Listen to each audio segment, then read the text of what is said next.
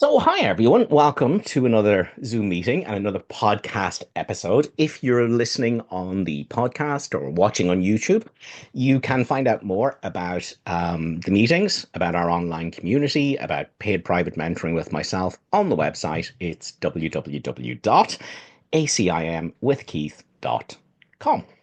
Right, onwards and upwards. Let us go to our blue book. And let us begin with our, if we had a theme tune on this podcast, it would be lesson 93. Let's go straight there. Why would you not be overjoyed to be assured that all the evil that you think you did was never done? That all your sins are nothing? That you are as pure and holy as you were created? And that light and joy and peace abide in you? Your image of yourself cannot withstand the will of God. Now, your image of yourself is everything thoughts tell you that you are. You're not anything thoughts tell you that you are. And you think that this is death, but it is life. You think you are destroyed, but you are saved. The self you made out of thoughts is not the Son of God. Therefore, this self does not exist at all. And anything it seems to do and think means nothing. It is neither bad nor good. It is unreal and nothing more than that. It does not battle with the Son of God. That's you. It does not hurt him. That's you. Nor attack his peace. That's yours. It has not changed creation, nor reduced eternal sinlessness to sin and love to hate. What power can this self you made possess when it would contradict the will of God? So, what I really want to investigate in today's podcast is the key understanding of A Course in Miracles. And that key understanding of A Course in Miracles is that the problem is not your body. The problem is not your current past. The problem is not the politicians. The problem is not family. The problem is not circumstances in your home, in your country, in the world. The problem is what you are taking yourself to be. That's the problem. So when you listen to the wild illusion, frantic and distraught in your mind, and keep claiming it and owning it and going, oh, this is me, and it makes a powerful contribution to the truth and it makes it what it is, these thoughts, you don't know what you are. You veiled your identity from yourself. Now you think you're a body. You think you are a story in your mind about a person with a past, a victimized past, and a guilty past, and a terrifying future, which includes death. See, that's a story in your mind about no one. It's a bunch of thoughts. It has nothing to do with what you are as the Son of God. It's an illusion, a wild illusion, frantic and distraught, but with no reality whatsoever. It's got nothing to do with you. Course in Miracles says everyone thinks he must solve the riddle of himself. What am I? And salvation can be seen as nothing more than the escape from concepts.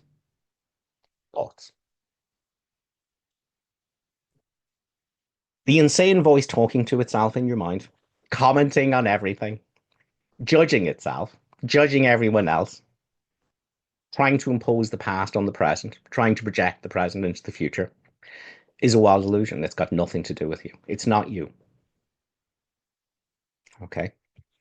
And so, what this is a little bit like is that you go to the movies and you're watching a movie, see, and the movie is already made, see, so all the characters in the movie do what they're scripted to do. So they keep making decisions in the movie, see, but it's all ready set up. So the movie plays and all the characters are doing what they're destined to do, and you become psychotic and you think you're in the movie, see. Um, Now, the truth is, you're not in the movie. You just think you're in the movie, all right? But in order for that illusion to hold, there's a problem. And it is that you're not actually making any decisions in the movie because they're all happening all by themselves. Okay. So, in order to make the illusion work, what happens is the character in the movie that you're psychotically identified with makes a decision to turn left in the car. And what you do in your psychosis is you go, oh, I did that. See? And the character in the movie, you see, has these thoughts and decisions happening. And they happen all by themselves. But every time they do, you go, oh, I did that. That was my thought. That was my decision. That was my bad. I did that thing. See, the character in the movie does something, and then you go, oh, I did that. And that's what this course is telling us in this particular quote. Why would you not be overjoyed to learn that all the evil you think you did was never done? Because you're not what you think you are. You're not what you think you are. You think because you're identified with thoughts in your mind, which are garbage, um, garbage thoughts, all of them arise on behalf of a me, a story, a bunch of thoughts put together about the kind of person I am in the past that I've had, the future I'm going to have, and what I did in the past, see, and what's going to get done to me in the future. So that's all garbage because you're not that self. That self doesn't exist. That's a story in your mind about no one. Right now, in this moment, that story has nothing to do with what you are. What you are is shining in your mind. It's just that you keep jumping over it into thoughts. See? And salvation is nothing more than realizing your mistake. The thoughts in my mind are garbage. See? Now, temporarily, we use right minded thoughts to extricate ourselves from the garbage. You see? That's their value. A right minded thought is a correction for identification with a wrong minded thought. And the whole purpose of all of this is to extricate yourself completely from all thoughts, which the Course makes very clear in chapter 2. And the Course goes, you may well ask, how could that be so as long as I'm living in the world? And the Course goes, but who is the you that's living in the world? Spirit is immortal, and immortality is a constant state. There's no you living in the world. That's a story.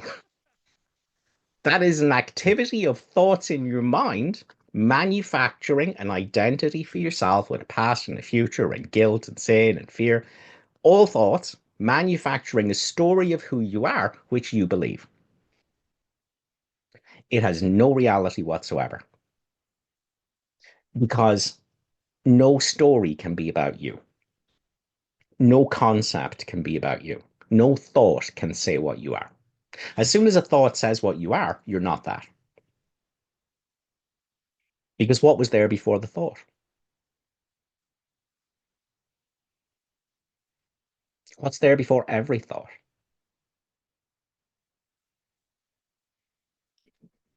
What's there after every thought falls away? We'll be here when the body dies, when the story ends.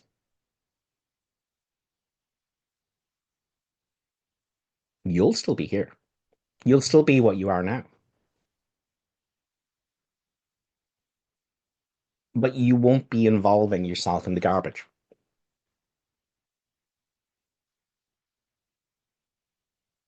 So, A Course in Miracles is very simple. It says the only problem is what you're taking yourself to be. You are believing in yourself as a self that doesn't exist, does not exist at all, Lesson 93 tells us. The story of me, made out of thoughts, is complete fiction. Has nothing to do with what you are in this moment. So let's take some more quotes from A Course in Miracles, but I want to lay that out there right away that A Course in Miracles is saying there's one problem, You don't know what you are. You think you're an illusion. You think you're a separate self in a world full of guilty separate selves that are the cause of all your problems. That's delusion. It's not what you are. You don't have to save yourself from this. You have to see through it as an illusion. It's not true. It's a bunch of thoughts that you're taking seriously instead of ignoring.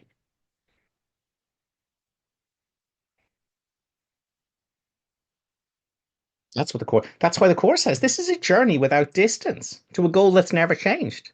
You already are what you are. You already are as God created you. But instead of ignoring the ego thought system in your mind, you've dived into it going, these are my thoughts. I, the ego, the separate self, the body, and the world. You're not in the world. The world is in you. You are the awareness within which the whole world is happening, by which it's known and out of which it's made. That's what you are right now in this moment. And the only thing that creates the illusion that you live in a body here and that you have a past and future is thoughts. That's it. The whole tiny mad idea is held together with a bunch of thoughts. Your apparent imprisonment, the bars are made out of thoughts. And the problem is you keep using thoughts to try and fix the problem of thinking. And forgiveness is the way out. So let's take a few more quotes. So this is from the psychotherapy pamphlet. It's from the introduction, paragraph 3. What he does not realize and needs to learn is that this self, which can attack and be attacked as well, is a concept he made up. Further, he cherishes it, defends it, and is sometimes even willing to sacrifice his life, in inverted commas, because this is not life, on its behalf, this identity. For he regards it as himself. This self he sees as being acted on, reacting to external forces as they demand, and helpless midst the power of the world. Now, once again, the Course in Miracles is saying that self doesn't exist. That's a belief you have about what you are. It's not there. It's not there right now in this moment. You don't have to rescue yourself from this or fix a problem. You have to learn that this is the problem. I believe a lie about what I am. And because I believe a lie about what I am, I look out on the world and I believe a lie about every single thing that I'm looking at. But that's not the problem. That's a symptom of the problem. The world is my mirror that tells me you have misperceived yourself. You think you are a character in the dream. Let's check the quote. You think that you are a character, a body in the dream that is being acted on by other people, by time, by circumstances. You believe you are a character in this dream that's being acted on, that is reacting to external forces as they demand. You know, something's happening in the world, and there's a self here that's reacting to these forces as they demand. Maybe with anger, maybe with pleasure, maybe with violence. You think you are a self that's doing that. This self that's being acted on by circumstances and reacting to them as they demand, and helpless midst the power of the world. This self that can be sick. This self that can die. This self that's a body. It doesn't exist. It's a figment of your imagination. It doesn't exist. Now, if that's triggering you, that's really good. That's the outside ring of fear. You know, if there's one thing you can be guaranteed on this channel is we'll trigger you. A Course in Miracles should have triggered you on every single page. But we're really good at ignoring everything we don't want to see and pretending we don't understand it and skipping over it, going, that can't possibly be what it means. That is what it means. You're welcome. Okay. If this message is genuinely hitting home, you're going to feel very triggered. All right. You may experience some fear, existential fear. Good. Okay. Because you've got to address the existential fear. It's the outside ring of fear. You may feel murderous towards me for saying it. Again, that's just the mind's defenses. I'm used to it. I just read the comments on the videos. Okay. This is the message of A Course in Miracles. If you don't understand this, A Course in Miracles makes no sense, as we'll see. So let's just repeat here and now before we proceed forwards with the quotes that the story of me that you believe in your mind, the innocent victim, the guilty victimizer, the one who can be sick, the one who has a body, the one who can die, the one the world can act on, is a concept you've made up. It's a bunch of thoughts in your mind that has nothing to do with you. You're not that. So, lesson 166. Now do we live, for now we cannot die. The wish for death is answered, and the sight that looked upon it now has been replaced by vision, which perceives that you are not what you pretend to be. One walks with you who gently answers all your fears with this one merciful reply: it is not so. I'm an innocent victim. It is not so. There's no self there that's an innocent victim. I'm going to die. It is not so. There's no one there to die. I have been victimized. It is not so. There is no one there that was victimized. I have a very uncertain and scary future. It is not so. There's nobody there with a future. Because you're not in the world, you are what the world is appearing in. You cannot be sick, have a past, have a future, or die. You can't. Because all of that, time, bodies, sickness, all of that is in you. You're not in that. You're the dreamer appearing as the entire dream, not you, the dream figure. Okay? One dreamer is appearing as everyone who's listening to this. That dreamer is consciousness, the split mind. Consciousness is appearing as this body. It's appearing as this sound. It's appearing as bodies that are listening to the sound. It's appearing as memories, thoughts, feelings, stories, a world, a universe. You, as consciousness, which is not your ultimate truth, but that's how the Course talks to you as the split mind. You are the split mind that's appearing as all of this.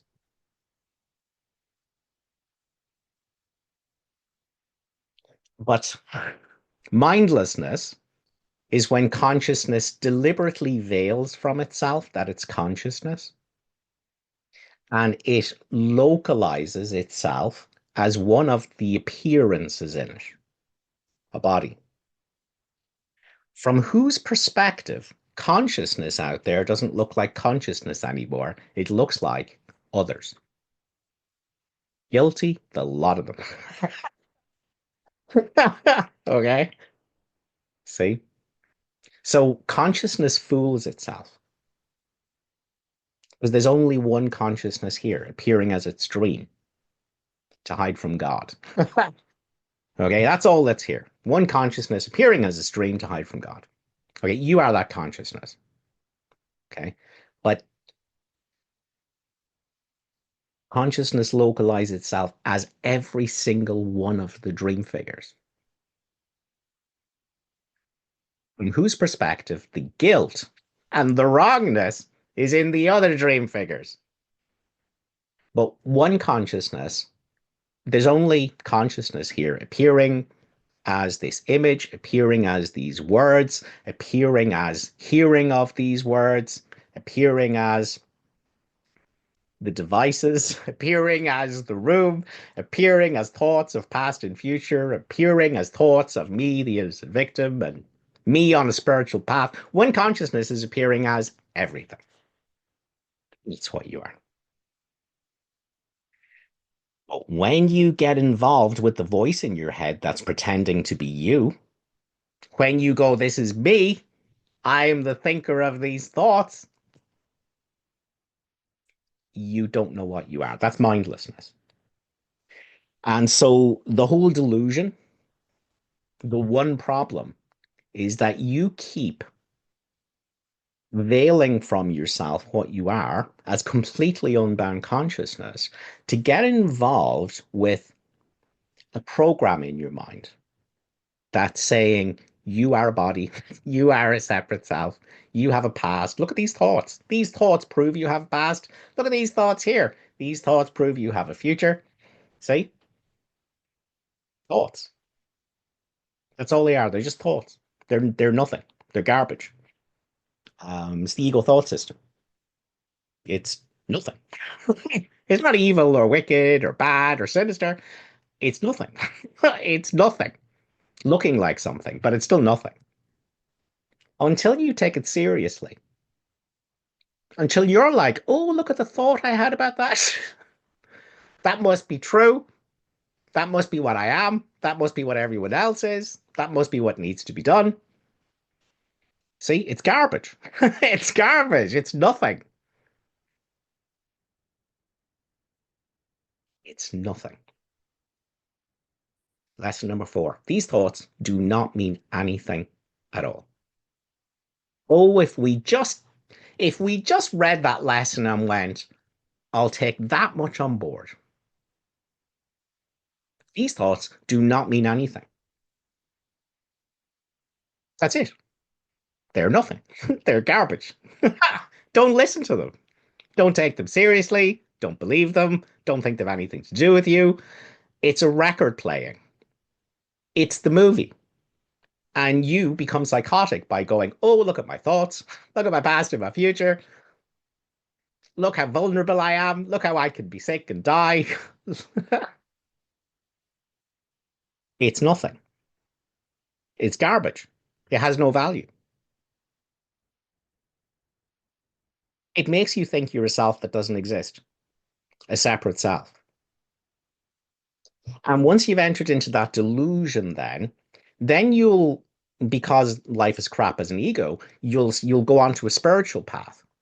And then you'll make up stories about how this self that doesn't exist is going to go off into the spirit world and it's going to reincarnate and it's going to go back up to heaven to sit on a cloud and play its harp. Because you think that the self you made is real. It's not. And when you stop believing your thoughts, that's obvious. There's no one here to do any of that. That all of that is a story happening in you. Awareness. You are the awareness in which all that story is playing itself out. You're not in the story. The story's in you. Is an appearance of you with no effect on you. Just like a light can be turned into a light show with no effect on the light. The light is always the light. It can appear as animals and humans and balloons and fireworks, and it's still light. Your light. You never stop being light. This body is light appearing as a body. The sound of my voice talking at this present moment is light appearing as that sound. You are what's appearing as everything, but untouched by any of the appearances. So you are intimately one with all the appearances whilst being forever untouched by them. And what you are is the truth of everything you're looking at. There is no you and everything you're looking at. There is what you are appearing as a looker and a looking and the looked at. But there is no separateness. There is no separate self. There is no self that can have something done to it, as the quote told us.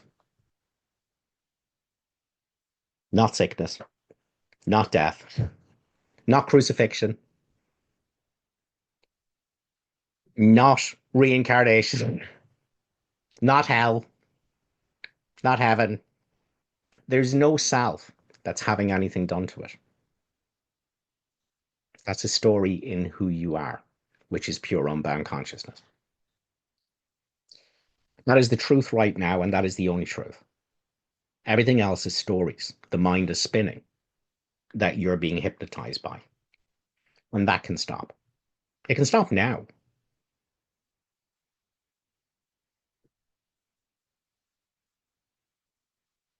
Okay, so here's another quote I dug out. I haven't actually written down the origin of it, so I can't give you a reference for this one. You'll have to look it up yourself. The part of your mind in which truth abides, and the truth is that which is appearing as everything but ever untouched by it. The part of your mind in which truth abides is in constant communication with God, whether you are aware of it or not. It is the other part of your mind that functions in the world and obeys the world's laws. So, in the context of our previous quote, that has things done to it, that reacts to the world, that can die, that can be sick, that can be attacked, that can have a past and a future. So, it is the other part of your mind that functions in the world or seems to function in the world and obeys the world laws, apparently. It is this part that is constantly distracted, disorganized, highly uncertain. The part that's listening to the voice for God is calm, always at rest, and wholly certain. Wholly certain. And it's really the only part there is. The other part is a wild illusion, frantic and distraught, but without reality of any kind. Try not to listen to it. Try to identify with the part of your mind where stillness and peace reign forever. Now, again, at the risk of triggering, you have to understand this. Everything you have ever believed yourself to be is a wild illusion. Now, I'm not telling you you have to lose something that you think you are. I'm saying it was never there. You are the part of your mind that's in constant communication with God already. But everything you think you are is a wild illusion. And it's veiling from you your oneness with God. Now, when I say that, that sounds like a mammoth task. How am I ever going to deprogram, dehypnotize myself? How am I ever going to break my delusion that I am this character that can do things and have things done to it? And your part is so simple. It's not difficult at all. Well, that's going to require a lot of discipline, but it's not difficult. The only thing you have to do is watch what thoughts are doing, telling you your body, you're a person with a past and a future, and you're surrounded by other people with pasts and futures, and it's every man for himself, and you got to compete against others, and you got to stand up for yourself, and you got to look after this self that doesn't exist. All you have to do is watch what your mind is doing and don't tell any stories about it. That's it. That's forgiveness. Forgiveness is still, and it quietly does nothing. It offends no aspect of reality. It doesn't do anything with the insane voice talking to itself in your mind. Nor does it seek to twist it to appearances it likes. It's not trying to turn the insane voice talking to itself in your mind that pretends to be you into a wholly insane voice. See, it doesn't matter whether the insane voice thinks it's holy or unholy, it isn't real. And forgiveness isn't about messing with illusions. Forgiveness is forgiving illusions. And forgiveness is looking on error without making a big deal out of it, without judging it, without labeling it, without saying, oh, there's the voice, that's very bad. That's a label, that's a judgment. Forgiveness goes, oh, look at the wild illusion. So what?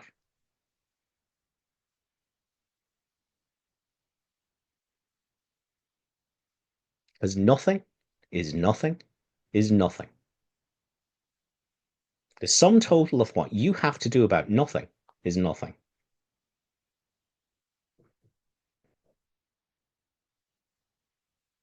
If a mirage appears in the room here of a great big deep pool of water, do I need to like tiptoe around it so I don't fall in? Do I need to get like buckets to get rid of the water out of my room? Do I need to call the fire brigade or the fire department if you're in North America? Do I need to call the fire department to get rid of this flood out of my room, this mirage? What do I need to do about the mirage? Absolutely nothing. Forgiveness is still and it does nothing. It merely looks. It goes, oh, look at the mirage. And it waits for the mirage to fall away. And all the time that it's waiting, it quietly does nothing about the mirage. See? Oh my God, when you get this. Oh my God, when you get this. You won't believe the power of forgiveness. The problem is, you think the voice in your head is you. You think it's a problem. You think it's guilty and it's awful. And if anyone knew the kind of insane voice talking to itself that you really were, they would be horrified, that they couldn't look at you because you can barely look at yourself because of what this voice in your head is constantly doing. And you think it's awful and you want to fix it. So the insane voice talking to itself doesn't hate itself as much. You see? And of course, in Miracle's going, it's not you. It's not you. Lesson 93. Why would you not be overjoyed to learn that all the evil you think you did was never done? So I've sat here for the last hour having murderous thoughts about someone, that neighbor, and I can't believe it. And I would love to kill them if I could get away with it. That's what I would do. It's terrible. And then I'm like, oh my God, I am such a bad, insane voice talking to itself. Oh, if people knew what I was really like, that I had these bad thoughts. Oh my God. I need to be a holier ego on the outside so no one suspects just how miserable and wicked I am on the inside. See, that's all the wild illusions. That's not you. None of that is you. That's thoughts. They've nothing to do with you. All the evil you think you did was never done. Because right now, you are pure, unconditioned presence. Right now.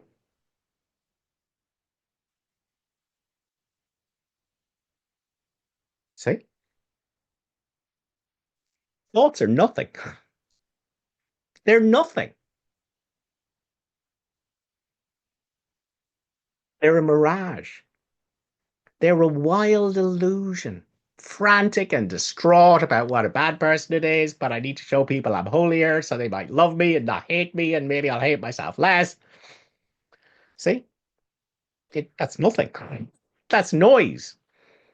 That's noise that has nothing to do with you. That noise has nothing whatsoever to do with what you are in this moment because you're the silence already. You are the silence in which that noise arises and into which it dissolves. Again, for now, you are the consciousness which is appearing as all the figures in its dream without ever becoming them because you're never anything other than consciousness. And all you have to do is remember that you're consciousness. The problem is that you identify with the objects in consciousness. You identify as one of the bodies in your dream.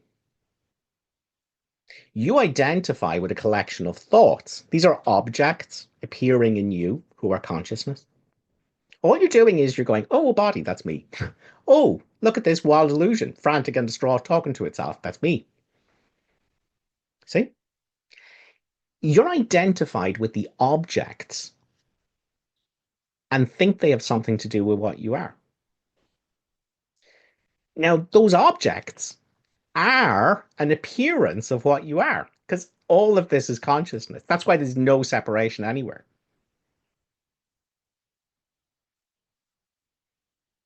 So the objects in consciousness are an appearance of you, but the appearances have no effect on what you are.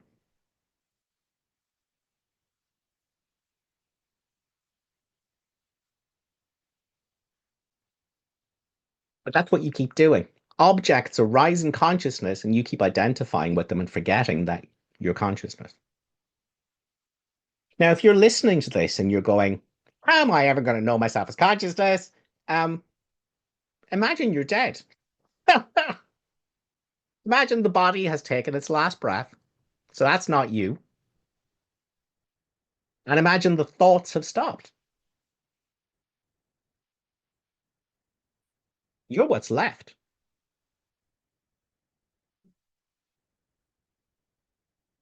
You're already that. You don't have to wait until you die. But you do have to know that the physical and the psychological body has nothing to do with you, nothing to do with your essence. It is an appearance of your essence, but your essence is untouched by it. That is true right now. See? People are like, oh, that sounds scary. But you're saying, I've worn a Halloween mask all my life, and I thought it was part of my skin. And now I'm very scared that I'm going to lose my skin. There's nothing to lose except illusion. It's time for the mask to come off, but you got to be very honest with yourself first. You have to listen to what the Course in Miracles is telling you. You're not what you think you are. What you think you are is the cause of all your suffering and pain. One problem, one solution to all the problems you think you have, because there's only one problem.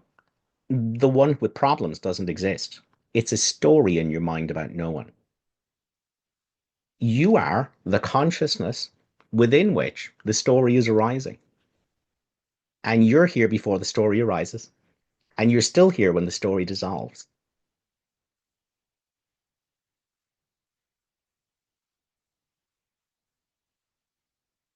It's already true.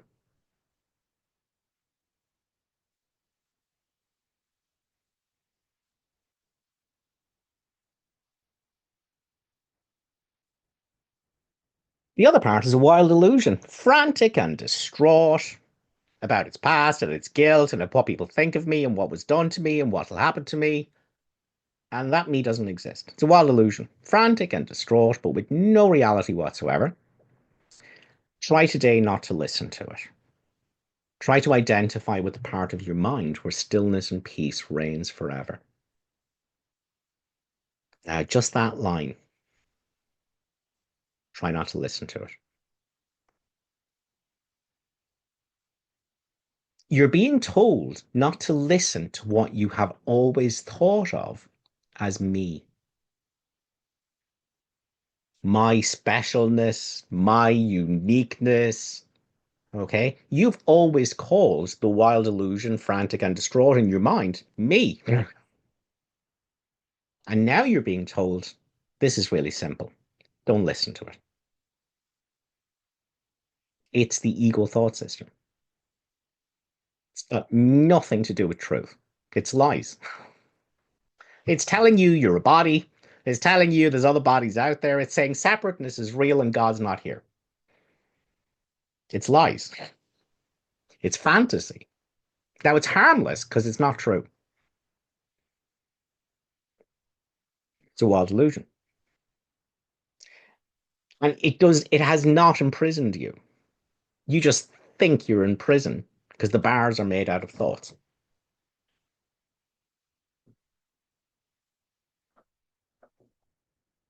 So this is lesson 182. When you are still an instant,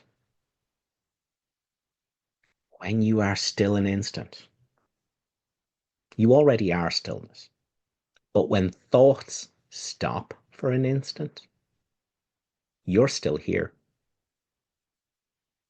And what you are can tell you of itself.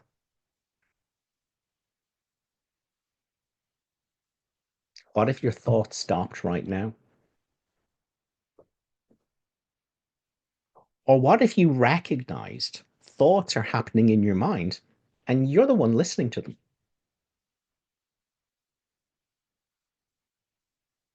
Well, what do the thoughts have to do with the one who's listening to them?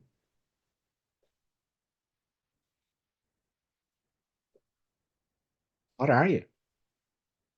Are you those thoughts or the one who hears them?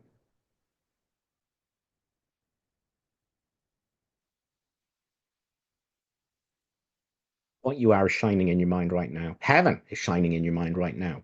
You just keep jumping over it into thoughts.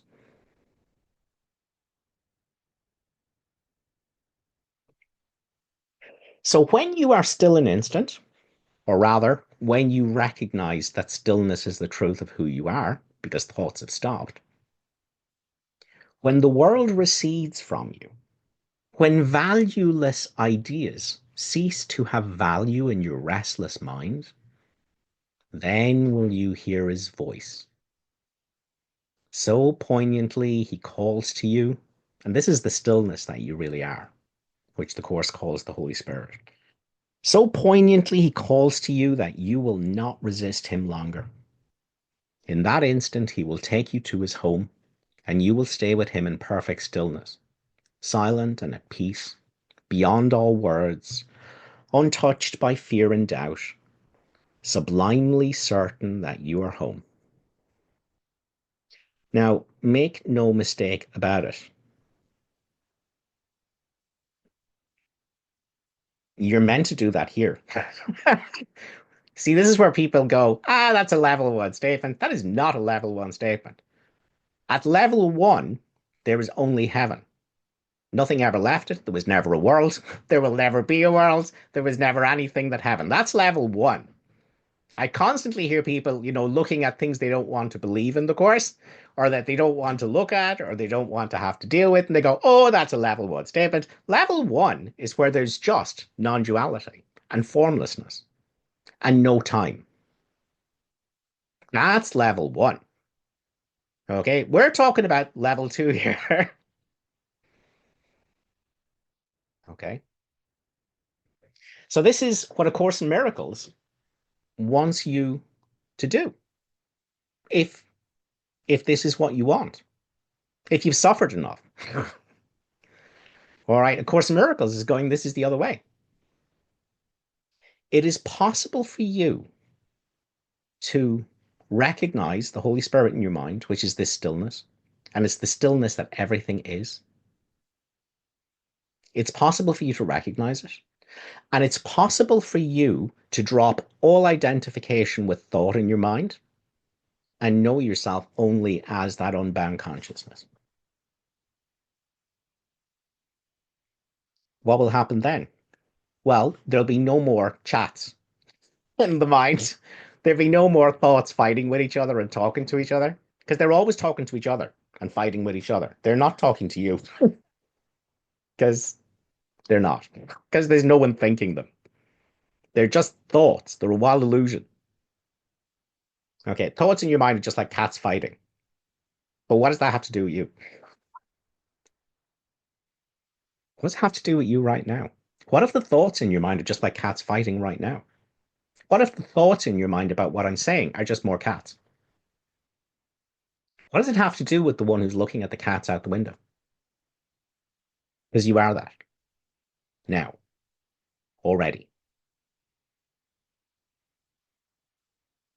And if you feel a little bit of a twinge of fear when I say that, that's excellent. That's the outside ring of fear. That means you're getting close to the truth. On the other side of that fear is the stillness that you are, and no fear.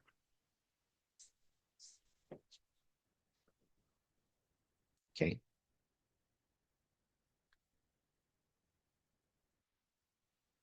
It's Nate. The one wholly true thought one can hold about the past is that it's not here. To think about it at all, therefore, is to think about illusions. Very few have realized what is actually entailed in picturing the past or anticipating the future. The mind is actually blank when it does this because it's not really thinking about anything, because it's a wild illusion, because it's a mirage, because it's nothing.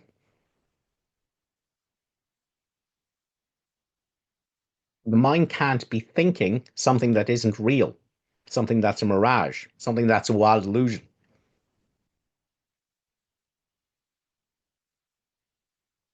See, you don't have a past or future. The story of me that you believe has a past and a future. You are always now. Your presence in the Holy Spirit. Right now.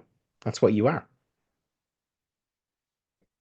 You just have to gently free yourself from identification with thoughts, with the wild illusion.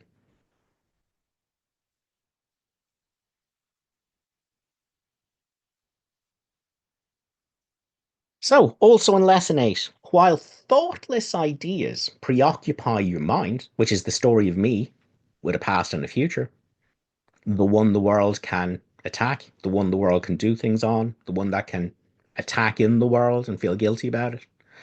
Um, those thoughtless thoughts about a self that doesn't exist. While thoughtless ideas preoccupy your mind, the truth is blocked because you are the truth already. But now you think there's a story about you, but you don't have a story. That's why you're invulnerable. You are storylessness. You're not a story about someone who is storyless. Drop all the stories. What is here when there can't be a story about anything? That's what you are already. Thoughts are just hypnotizing you.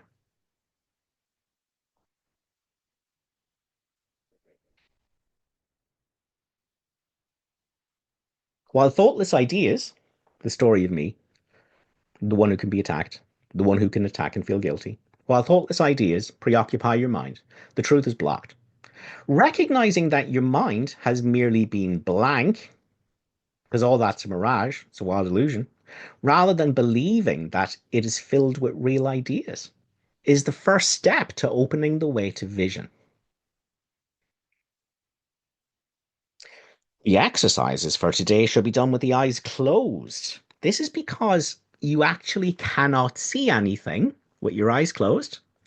And it is easier to recognize that no matter how vividly you may picture a thought, you are not seeing anything that's real.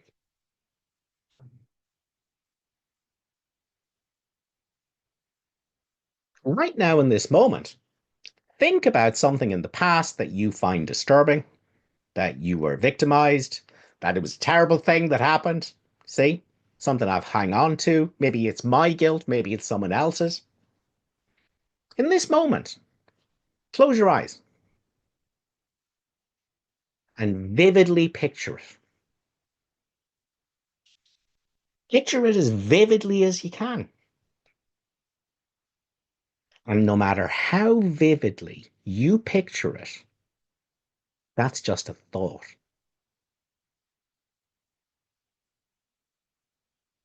No matter how vividly you picture that, that's not real. That's not really here. It's a thought.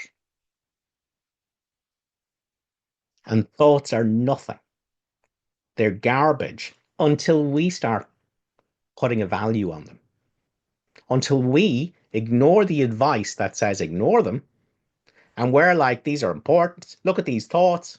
Look what they're doing to me. They're nothing. They're a mirage. They've nothing to do with you. The only thing that's hurting you is your identification with them.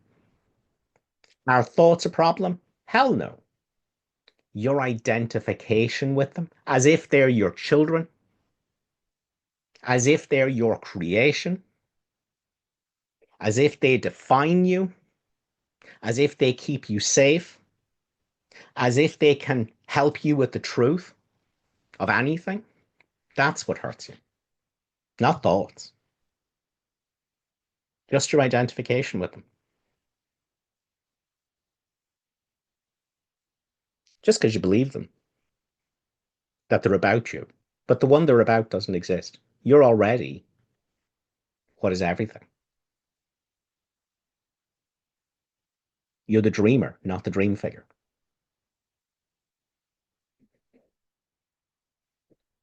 Let me just close my curtain because the sun is.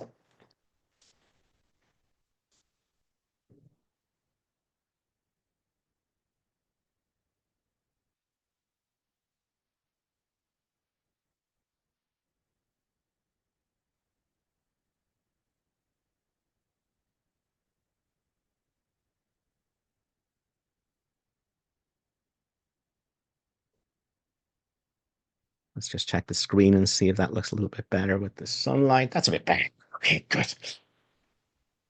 All right. Everyone good and triggered? Good. Just check it. Lesson 189. I rest in God. Now, what does it mean to rest in God? Well, you're already resting in God. You are the stillness already. You don't have to become it. You don't have to merit it. You don't have to do anything. You have to look at thoughts and go, but what does that have to do with me? And you're home. You're resting in God. You are already what is here before every thought arises, what witnesses it, and what's still here when it falls away and dissolves. All day, thoughts are forming in consciousness and dissolving back into consciousness, and you, consciousness, you're here before every single one of them, and you're here after every single one of them. When a thought evaporates, disappears, you don't evaporate or disappear.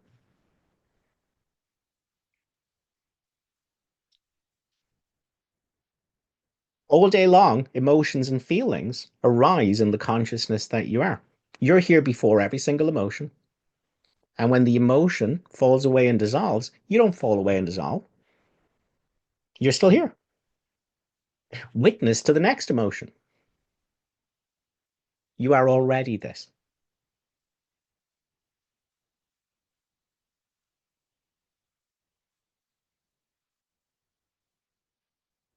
And if the body hits his thumb with a hammer and there's intense sensations, you are here before the sensations. And at some point, those sensations are going to fall away. They're going to dissolve into nothingness, be gone forever. But you don't disappear with them. You're still here. Witness to the next sensations. You are already this.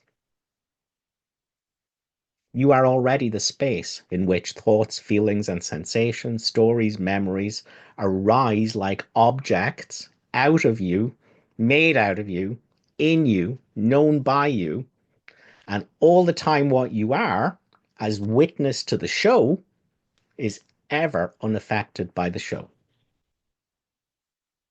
Thoughts, feelings, stories, memories, beliefs, they're all objects. You are their witness already. But you keep jumping over this and you jump onto the object and think the object is you. Now, the object is made out of you, consciousness, because everything is made out of consciousness. But the appearances have nothing to do with your identity. You are already this.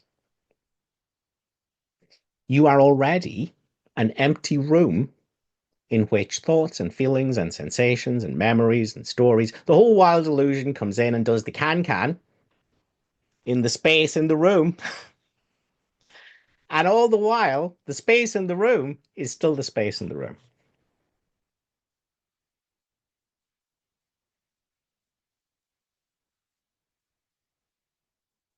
You're already that. You don't have to become this. You don't have to give up something that you are. The can was never you. It was a wild illusion. You were the space in the room all along. And when you realize that, you look out at all the objects in the whole world and you realize the only truth of anything is the space in the room. It's appearing as cans. It's appearing as bodies. It's appearing as stories. See? But it's all the emptiness. That's you. And when I say emptiness, I mean the unknowable. See, thoughts can't say what you are. Thoughts can't know what you are, but you can know what you are. But you have to separate yourself out from thoughts because they're veiling what you are from you. So the emptiness is the unknowable by thoughts. You can't know what you are. You can only be what you are. But you can't have thoughts about it. You can't turn it into an object. You are the space in which all objects arise, out of which they're made, into which they dissolve. You are already this. But you can't be one of the objects that's arising and dissolving, that there can now be thoughts about it. So you are the unknowable, the unspeakable, the unthinkable, that within which all words and thoughts and feelings and stories and memories is arising and dissolving, but none of them can say what you are. That's the quiet center, the stately calm, the changeless dwelling place. That's who you are right now, resting in God. You're just jumping into the can, see? Giving out about the people that can't dance beside you, see? You know, hating them because they stood on your toe. The can's not you. The whole show, it's not you. See? You're the witness to the show. And what is witness to the show is the truth of the entire show. There's no separation anywhere. One light's appearing as everything and everyone. One light is appearing as all the thoughts, all the feelings, all the stories, all the sensations, all the memories, all the future projections, all the mountains, all the rivers, all the lakes, all the past, which are thoughts, all the future, which are thoughts. One light's appearing as the whole thing. It's a big can that no one's in. The whole can is an appearance of the presence you already are in the Holy Spirit, with no effect on what you are in the Holy Spirit. And this presence is the truth of all your brothers. And that is salvation. And salvation is nothing more than correcting what you have taken yourself to be. The Course says The fear was held in place because he did not realize that he is not the figure in the dream, he is the author of the dream. You're not in the dream. The dream is in you. You're the one conscious that is everywhere, appearing as everything. Course says the forms, the broken pieces seem to take me nothing, for the whole is in each one. You are the whole that's in each one. And every aspect of the Son of God is just the same as every other part. See, when you don't believe thoughts, thoughts are going, no, no, you're a self. You're a good self in an evil world. You're not perfect, but you do your best. See? But those ones out there, they're other than you. They're the bad ones. That's thoughts. What if you stop believing thoughts?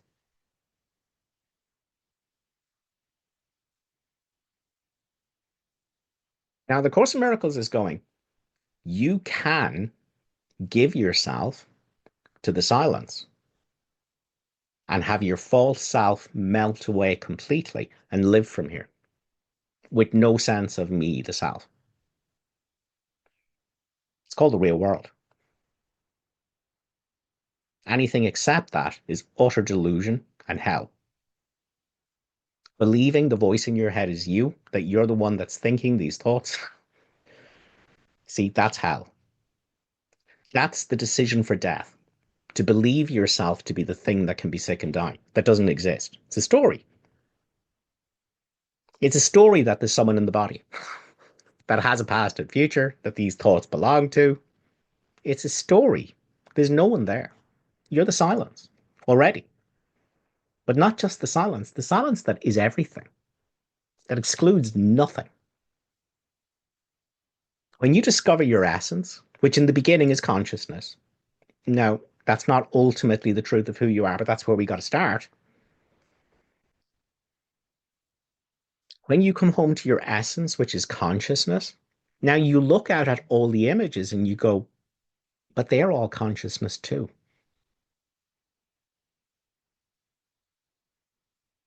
There's no separation anywhere.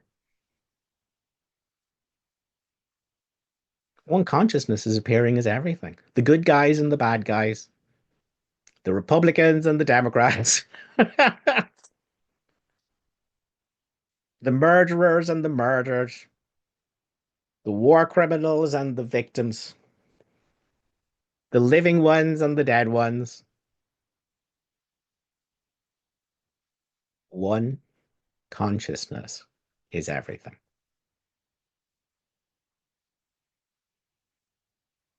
And you are already that consciousness. You're just deluded by thoughts. And thoughts are not the problem. The problem is you're identifying with them as if they have something to do with you. They have nothing to do with you. The Course is going, why don't you learn to ignore them? That's it. What you are will tell you of itself.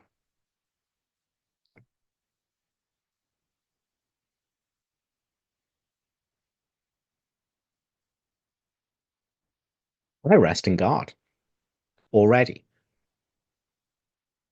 This has the power to wake the sleeping truth in you, whose vision sees beyond appearances to that same truth in everyone and everything there is. Here is the end of suffering for all the world and for everyone who ever came and yet will come to linger for a while. Here is the thought in which the Son of God is born again to recognize himself. It's what you already are. When you disentangle yourself, your identity from thoughts, and you rest in God, in the holy place, thoughts can't enter. In the great stillness, which is the truth and the essence of what you are, and you look out and you recognize that this stillness is the truth of everyone. That's salvation. And that's what this course is about. Very few people want to believe that's what the course is about. Most people want to believe that there is hope for the insane voice talking to itself. There is no hope for the insane voice talking to itself. There cannot be hope for a mirage. There cannot be hope for a self that doesn't exist. There is no afterlife for a self that doesn't exist. There is no reincarnation for a self that doesn't exist. It's a story about no one. The story of me, the one it's about, is part of the story, but it's not real. You're not in the story. The story is in you. You are the awareness, the consciousness, the presence within which stories are arising that are made out of you, that dance in front of you, the empty room, and that dissolve back into you. And it has no effect on who you are. You just keep mixing yourself up with the furniture and suffering because you don't know you're the space in the room.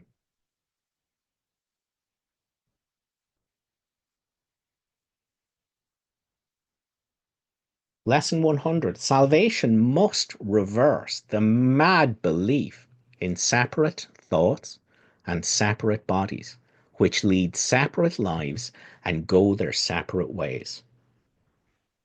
That's just a story that your mind is telling you. It's not true. You're what's appearing as all bodies, but you're not a body.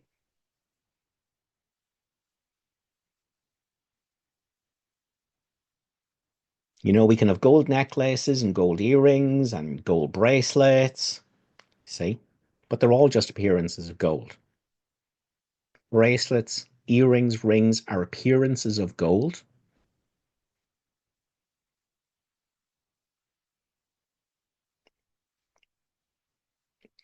And so gold is the source and the substance of bracelets, necklaces, rings.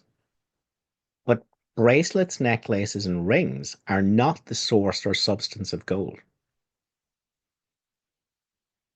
If one light is putting on a light show, light is the source and the substance of all the cartoon animals.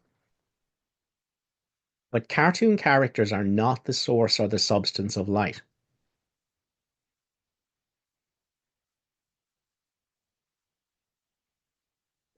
The ocean is the source and the substance of waves. But waves are not the source or the substance of the ocean. You are the source and the substance of thoughts and feelings and stories and memories and bodies and the world. None of that is the source and substance of what you are as pure present, as unconditioned consciousness. And you're already that.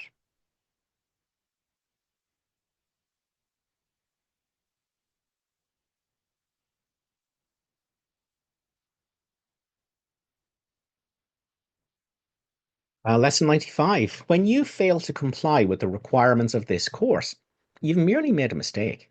This calls for correction, nothing more. To allow a mistake to continue is to make additional mistakes based on the first and reinforcing it. It is this process that must be laid aside, for it is but another way in which you would defend illusions against the truth. Let all these errors go by recognizing them for what they are. They are attempts to keep you unaware that you are one capital S self, united with your creator, at one with every aspect of creation, and limitless in power and peace. This is the truth, and nothing else is true. Today, we will affirm this truth again and try to reach the place in you in which there is no doubt that only this is true. And if you're feeling triggered, if you're feeling like you'd like to murder me, that's good. Now we're making some progress. That's the outside ring of fear. Good.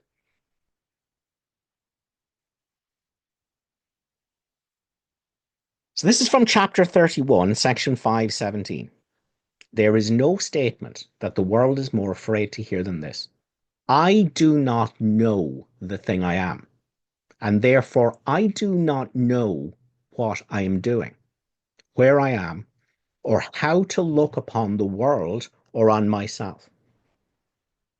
But in this learning is salvation born, and what you are will tell you of itself.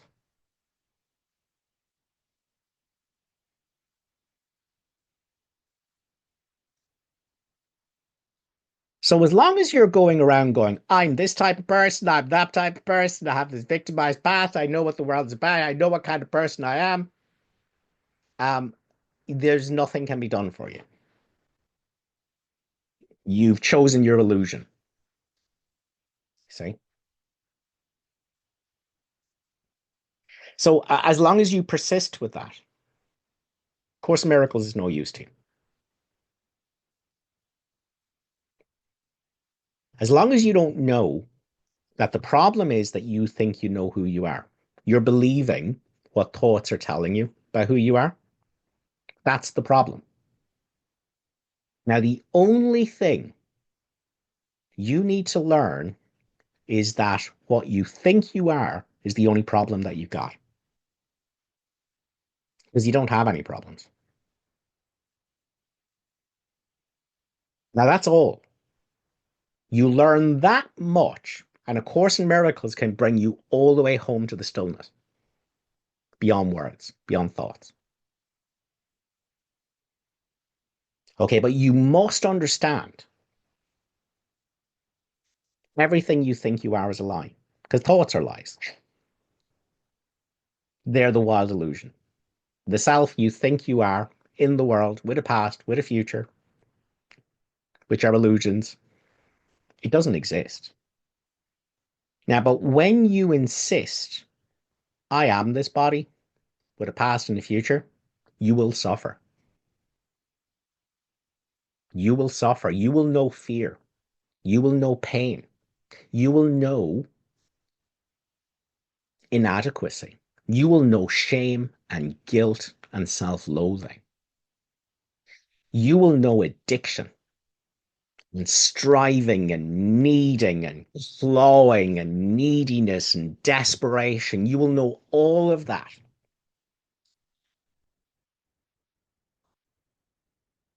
And the cause of all your problems is the same.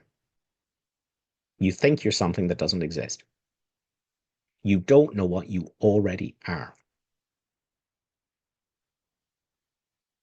Not you need to become something. You believe you're something you're not and don't know what you already are. You insist, I know the thing I am. I know what I'm doing. I know what everything is for. Once you do that, there will be pain. Exquisite, awful pain. And the course is going, are you ready to learn that the only problem is what you are taking yourself to be? Because if it is, we can undo suffering in this lifetime. Have you suffered enough? Are you finished banging your head off a brick wall with the seeking and the resisting and the grasping and the grievances and the special love and the special hate and the fighting with the world and trying to do something and rearrange the furniture on the Titanic and finally be okay? Have you realized the self you think you are will never be okay yet? Great. Is now you ready? Are you ready to stop? Stop everything. Stop listening to thoughts. Stop believing thoughts. And discover who you already are. The light of the world.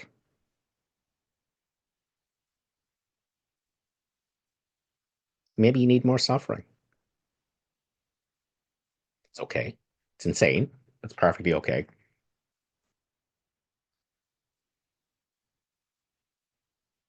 There is no statement that the world is more afraid to hear than this. I do not know the thing I am, and therefore do not know what I'm doing, where I am, or how to look upon myself or on the world. But in this learning is salvation born, and what you are will tell you of itself. Now, A Course in Miracles makes no sense until you understand what that just said. You believe in an illusory version of yourself, a figure in your dream, frantic and distraught, with no reality whatsoever. And A Course in Miracles is going, we can help you because that's not you. If you're ready to learn that. If you want to learn how to be a holy, insane voice talking to itself, frantic and distraught, with a holy past where everyone goes, you're so holy, you're enlightened, that's wonderful, it's fabulous. See, if that's what you want, that's delusion. That's replacing one dream with another dream. Do you want to learn to be a holy person? You want to be an exalted body? That's a dream. Because you are that within which the whole world is happening, from whom it's coming. It's an appearance of you with no effect on you. It's your dream. Because that's the only thing that's worth learning.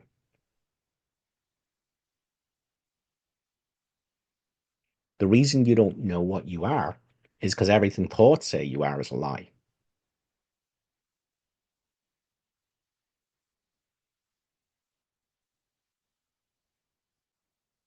Salvation is nothing more than the escape from concepts. What if all the thoughts in your mind are a lie? What if they don't mean anything? What if they can't help you? What if they're the only problem that you have? Not because they're there, but because you think they're a serious business. You think you should listen to them. You think they can help you know who you are. That's the problem. They can't. That's the bars of your prison.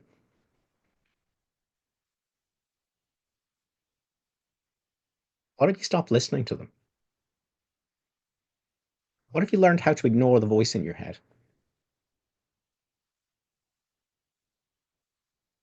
Course in Miracles says what you are will tell you of itself. It's got nothing to do with thoughts.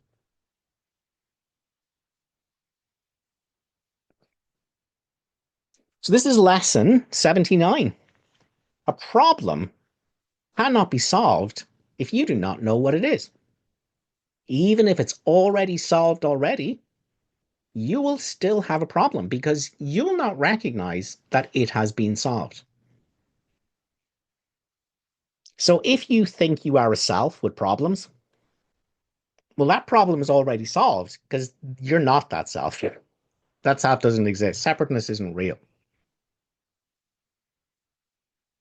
But if you think you are a self that doesn't exist, that can have problems, and don't know that separation was undone the minute it seemed to happen, then you'll think you have problems. Unless you're ready to learn that you don't know what you are.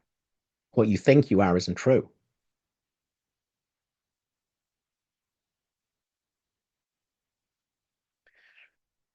Problem cannot be solved if you don't know what it is. It's that you think you're a self that doesn't exist. Even if it is already solved, because you already are as God created you, you will still have the problem because you will not recognize that it has been solved. Separateness never happened. This is the situation of the world. The problem of separation, which is really the only problem, has already been solved. There's no such thing as separate selves.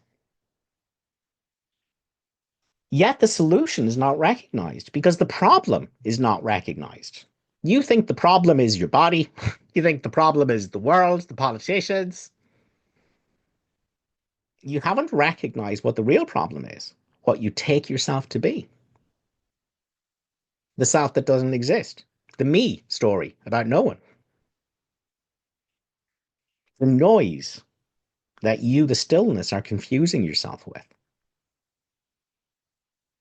To continue, everyone in this world seems to have his own special problems, yet they're all the same and must be recognized as one if the one solution that solves them all is to be accepted.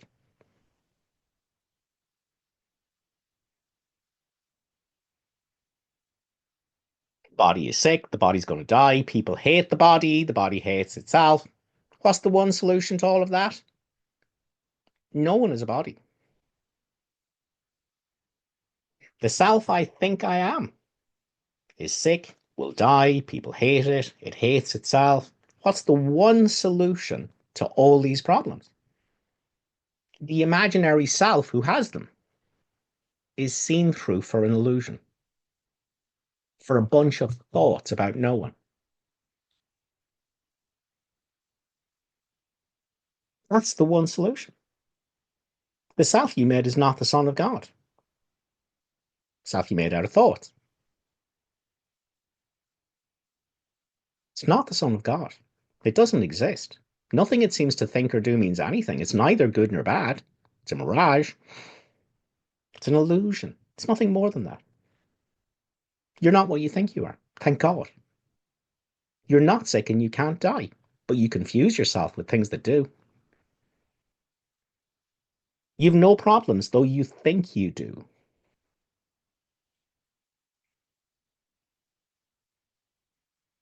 Consciousness has no problems.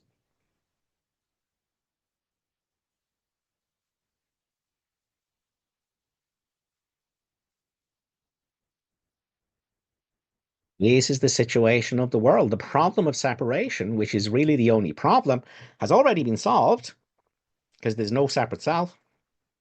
There's just what's everything.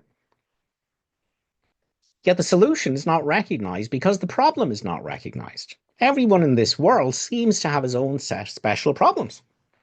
Yet they're all the same.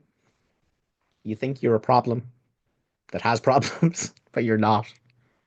You're already saved and must be recognized as one if the one solution that solves them all to be accepted.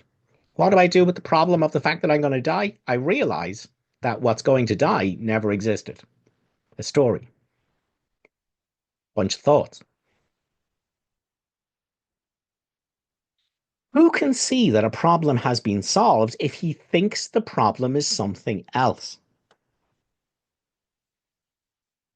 If I think the problem is the body's condition, that stops me recognizing the truth, which is that I'm not a body.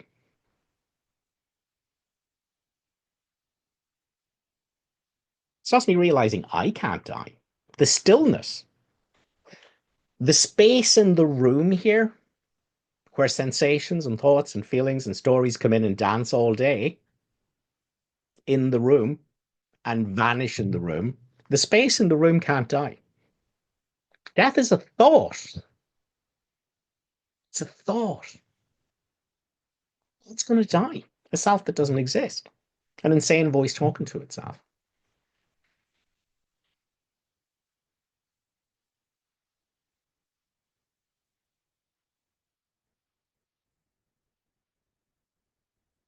Who can see that a problem is solved if he thinks the problem is something else, even if he's given the answer?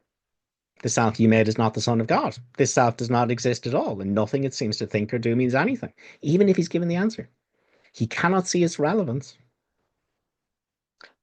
That is the position in which you find yourself now. You have the answer. Or says you've no problems, but you think you do.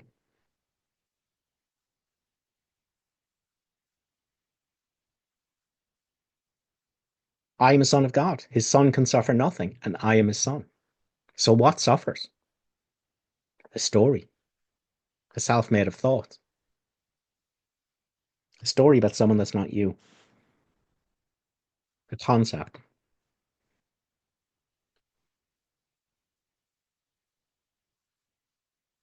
You have the answer, but you are still uncertain about what the problem is. A long series of different problems seem to confront you. And as one is settled, the next one and the next one arise. There seems to be no end to them for the self that can have problems. There is no time in which you feel completely free of problems, thinking you are a self that can have problems, and at peace. The temptation to regard problems as many is the temptation to keep the problem of separation unresolved. The world seems to present you with a vast number of problems, each requiring a different answer. This perception places you in a position in which your problem solving must be inadequate because they'll never end. The self that doesn't exist will constantly have problems. It'll get sick and it'll die.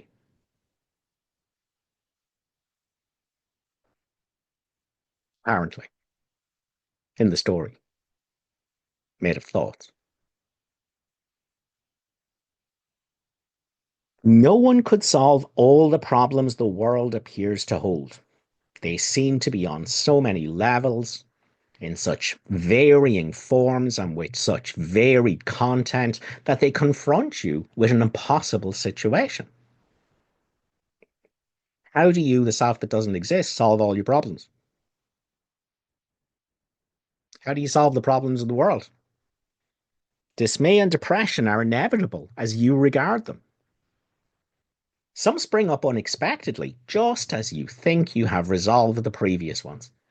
Others remain unsolved under a cloud of denial and rise to haunt you from time to time, only to be hidden again but still unsolved.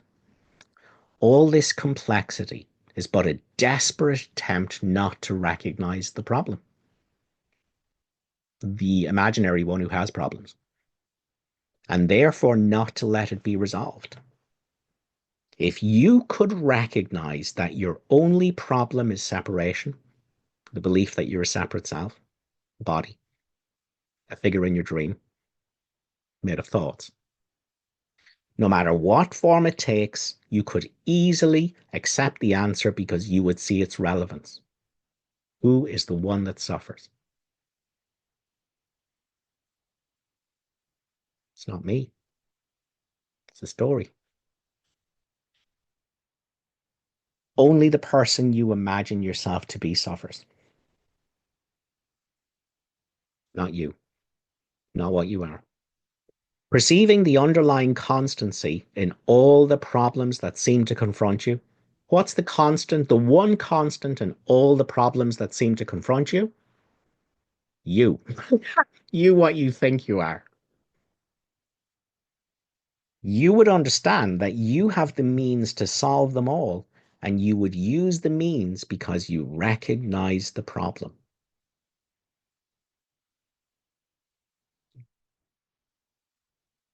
Recognize the problem.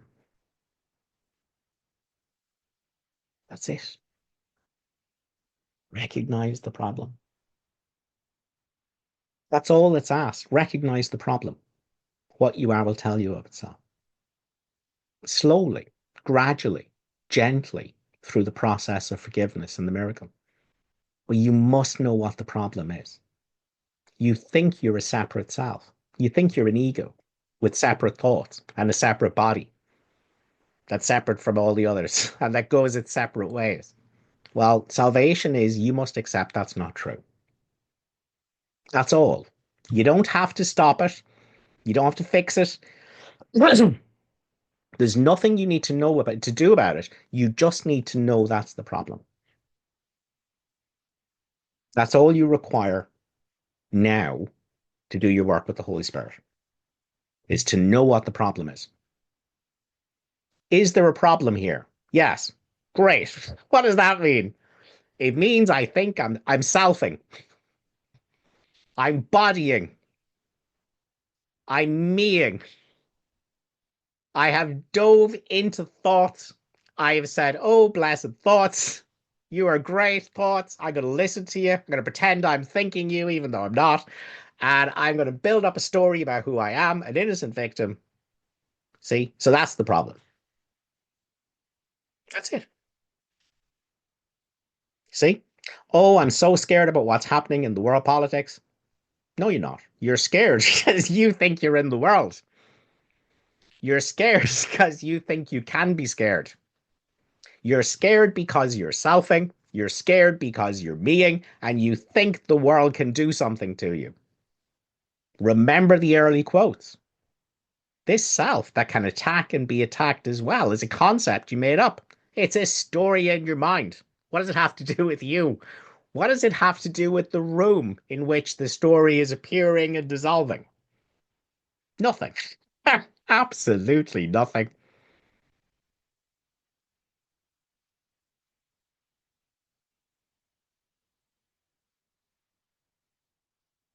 You go to the cinema and there's a movie and it's about World War III, the apocalypse, the end of the world. See?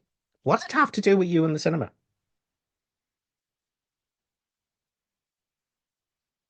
What does it have to do with you in the cinema?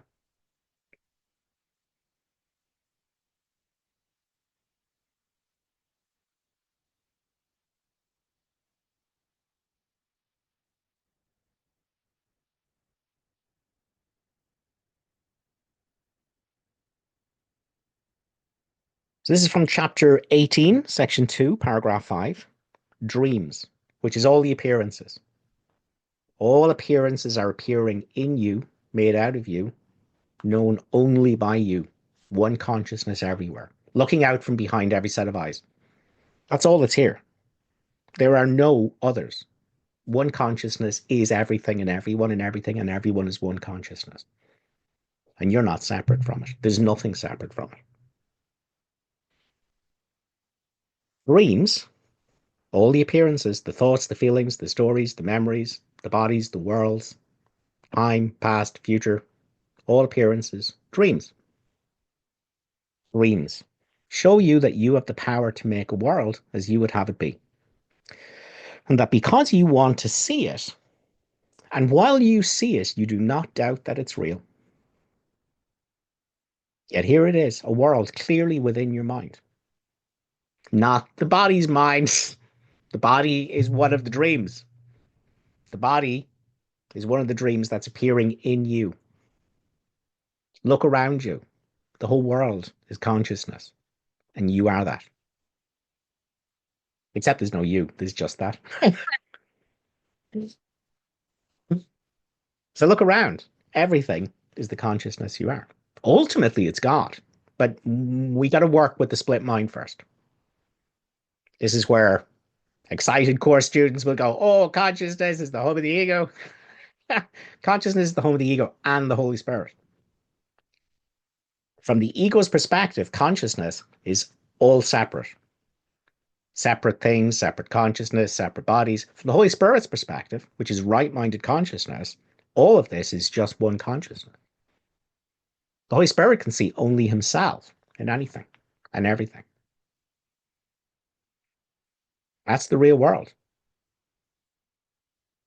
It's not ultimate reality, but it's so close. It's so close. So we can't skip steps. You're not a figure in your dream, or at least you're not only that, because literally you are everything.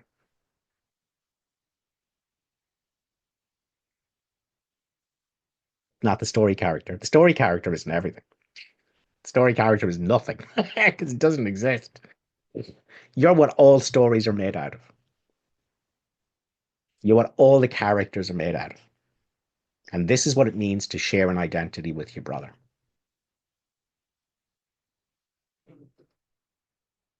That's what this course is about.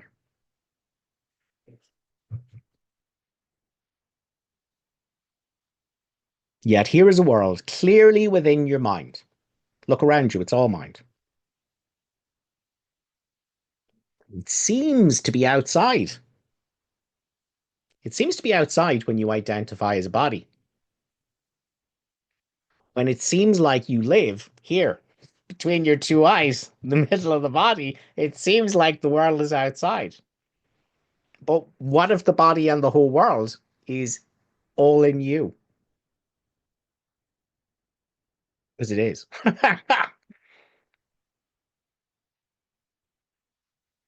Already, already. The fact that you think you're one of the appearances in you doesn't make it true.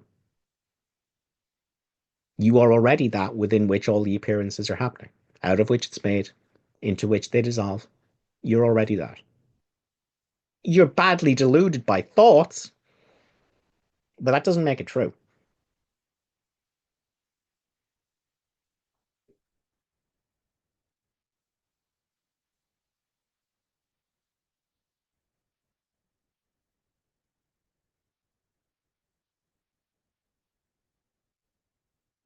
Here is a world clearly within your mind that seems to be outside if you imagine you're in a body, which you're not. You do not respond to it as though you made it, nor do you realize that the emotions the dream produces must come from you. It is the figures in the dream and what they do that seem to make the dream. You do not realize that you are making them act out for you. For if you did, the guilt would not be theirs, and the illusion of satisfaction would be gone.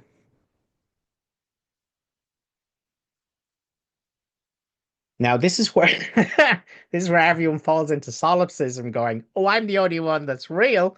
I'm making all the other dream figures act out for me." No, no. Consciousness is appearing as all the dream figures. Only one consciousness. It's the substance of everything. It's the only truth of all your brothers.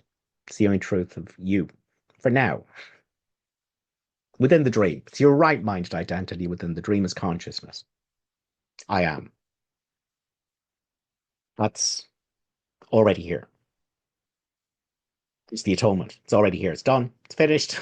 Separation was fixed the minute it seemed to happen. You just keep believing thoughts telling you that it's not fixed. Thoughts are going, no, you're a separate self. You have this victimized past. You have this problem with the guilty bastards in your life. But they're thoughts. They're not true. They've got nothing to do with you. You're not thinking them. They're happening all by themselves. Your mind is blank. When you think you're thinking, your mind's actually blank because you're not really thinking. Lesson 8. The thoughts just happen. They're just appearances. They're part of the dream. There's no one controlling them. There's no one thinking them. They're not about anyone or anything. They're just thoughts already. They're just thoughts. They're nothing. They're garbage. They're a mirage. They have nothing to do with you.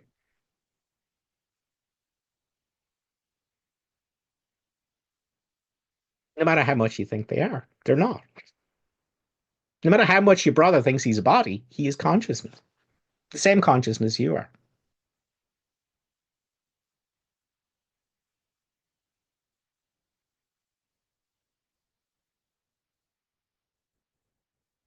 There's no egos.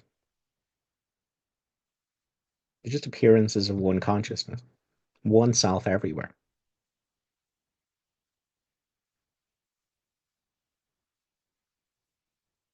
You do not realize that you are making them act out for you because you think you're one of the figures that you're making act out and not the one that's acting all of them out. For if you did, the guilt would not be theirs. The illusion of satisfaction would be gone.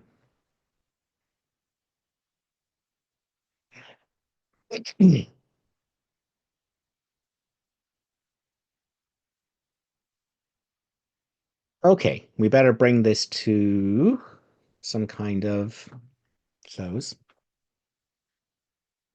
You need to understand what the only problem you have is. You're misperceiving yourself. Always. That's the one problem. And the course says, but look, here you go. Here's your formula to remember who you are. The first thing you need to know is you don't know what you are. everything you think you are is a lie because you are believing thoughts and they're liars. Harmless fibbers. You just believe them. See, so you don't know what you are because thoughts can't tell you what you are. You can only be what you are. You can't separate from it and turn it into an object and have thoughts about it. That's nonsense. You can only be what you are. You can't entertain thoughts about it. Okay. And here's how you remember what you are. This is forgiveness. See, because you are busy selfing, thinking you're a body of the world with the past and the future, and you're this victim, and everyone else is the problem. And then you go, oh, hang on. What's my one problem? I think I'm in the dream. I think I'm a body. I'm busy selfing. I've been listening to this lunatic in my head thinking it was me. So now I know what the problem is. What do I do? And the course says, I'm glad you asked. Forgiveness is still, and it quietly does nothing. It offends no aspect of reality, nor seeks to twist it to appearances it likes. It's not going to do anything. Here's what it does it merely looks at the mirage going on in your mind and waits for it to dissolve all those thoughts and feelings and stories, pretending to be you. And all the while, it's judging none of them.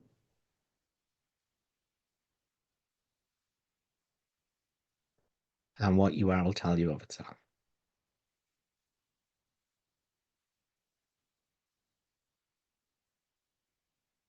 Of course, as the other way is remaining quiet, even in the midst of the turmoil you may make. See? So within the consciousness that's you, there's this story about I am a good person in an evil world. That person had no right to tell me that. That person did this to me. And I can't believe it. How am I supposed to forgive that? See? And then you go, these are all thoughts. What am I going to do about them? Nothing. Look at these raging, look at this hatred, murderousness. Look at all this going on. What am I going to do about that? Of course, there's nothing. Don't do anything. Do nothing. It's not you. Don't touch the mirage.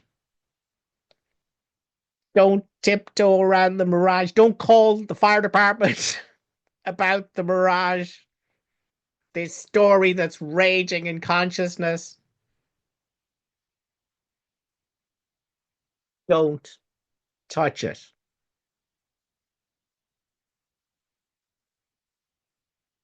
Don't try and twist it into appearances you like.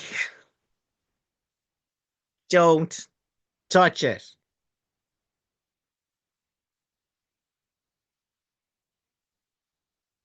Don't try to offend any aspect of how this moment is appearing.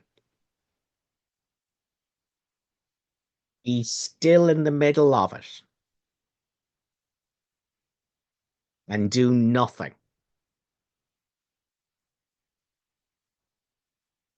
Look at the whole mirage, the self that's pretending to be you with its stories and its guilt and its hatred. Just look and wait. All this arose in you. It's made out of you. It's an appearance of you with no effect on you. It will dissolve and you will still be the stillness and the silence that you are. So right now it's raging in the empty room. The course is going, don't touch it. Don't try to fix it. Stop. Become still in the middle of it. Don't touch it. Don't fix it. Don't try to tweak it. The whole thing is a mirage. It's got nothing to do with you. What you are will tell you of itself if you do nothing. If you're still in the midst of it. If you simply look at what the mirage is doing that wants you to think it's you, and you wait, because like all mirages, it will evaporate.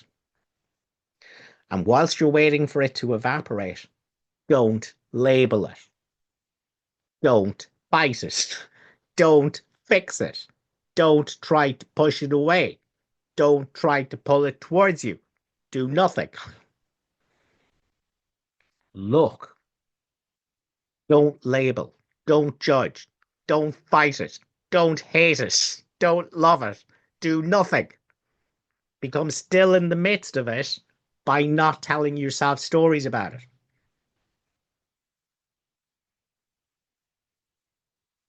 And what you are will tell you of itself.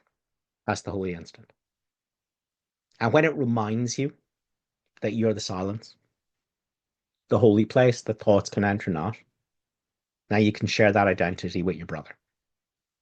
And everything that comes from that will be kind and loving and helpful and guided and effective and appropriate. You don't have to worry about anything. You have to share an identity with your brother as the silence. How do I do that? You look at the noise and don't make noise about it, and you remember that you're the silence. Well, your brother's that with you, consciousness itself. And from here, there's the extension of the miracle. That's it. Oh, Course in Miracles is so simple. Oh, it's so simple when you get the thing, the last thing your mind wants you to understand. See, up until then, it's like, Course in Miracles is very complicated. It's a lot of words. I don't really understand what it's saying, you know? Then you finally are ready to hear what A Course in Miracles is telling you. The thing you think you are is an illusion. It doesn't exist. There's no such thing as a separate self. Oh my God, when you get that. Oh my God, when you understand that. Such peace awaits your recognition of yourself for what you are.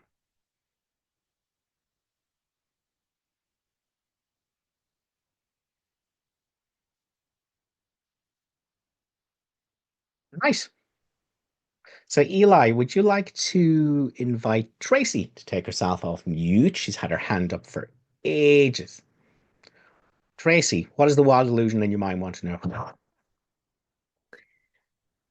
So I have this idea in my mind that Oh, for that's me, not good. Don't listen to yeah, that. I Ignore need it. listen. I can't try to say this in a way that I'm I only think joking. I'm only is easy joking. Go ahead. Fire it to out. do. The problem that I see right now that I think is keeping me from making progress to and the problem of myself is that I'm distracting myself all the time. So I may be with good things, listening to all of your podcasts, what reading good self-help books, whatever it is. I feel like there's no time where I'm just allowing myself to be silent and practice forgiveness.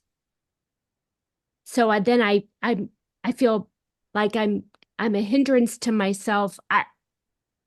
I want to make progress, but I'm just struggling with giving myself space. Sure. Those are thoughts. um, Close your eyes. So right now you are hearing this voice. It's a sound, just like you would hear my voice if you're listening to the podcasts. Um, and even as you are listening to a podcast or listening now, put your attention on the hearing. And I want you to tell me without thoughts, all right, your actual direct experience, which means don't listen to anything thoughts are telling you about this. I want you to look at what's actually here, not what thoughts are lying about what's here. What is actually here when you stop listening to thoughts about what's here and look at what's actually here? In this moment, can you find somewhere where hearing ends and the sound begins as you're listening to my voice? Can you find some boundary? No.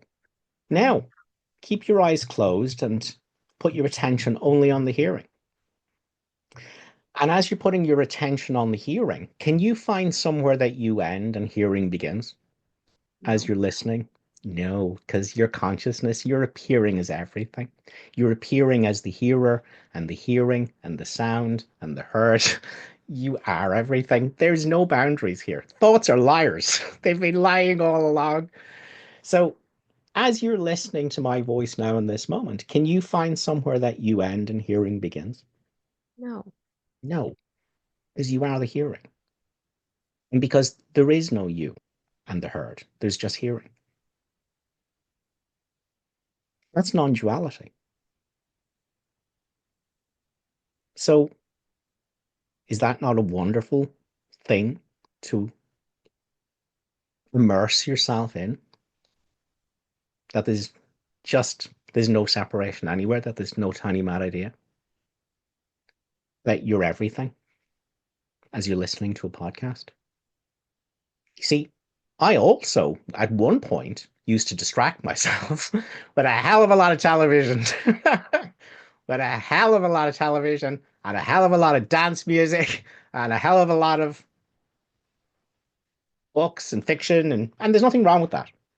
But now I don't do that. Now I immerse myself in teachers I respect, teachers that I connect with. You know, the first one that was Ken Wapnick. But it wasn't a distraction from who I was. It was a constant invitation to be with what's actually here.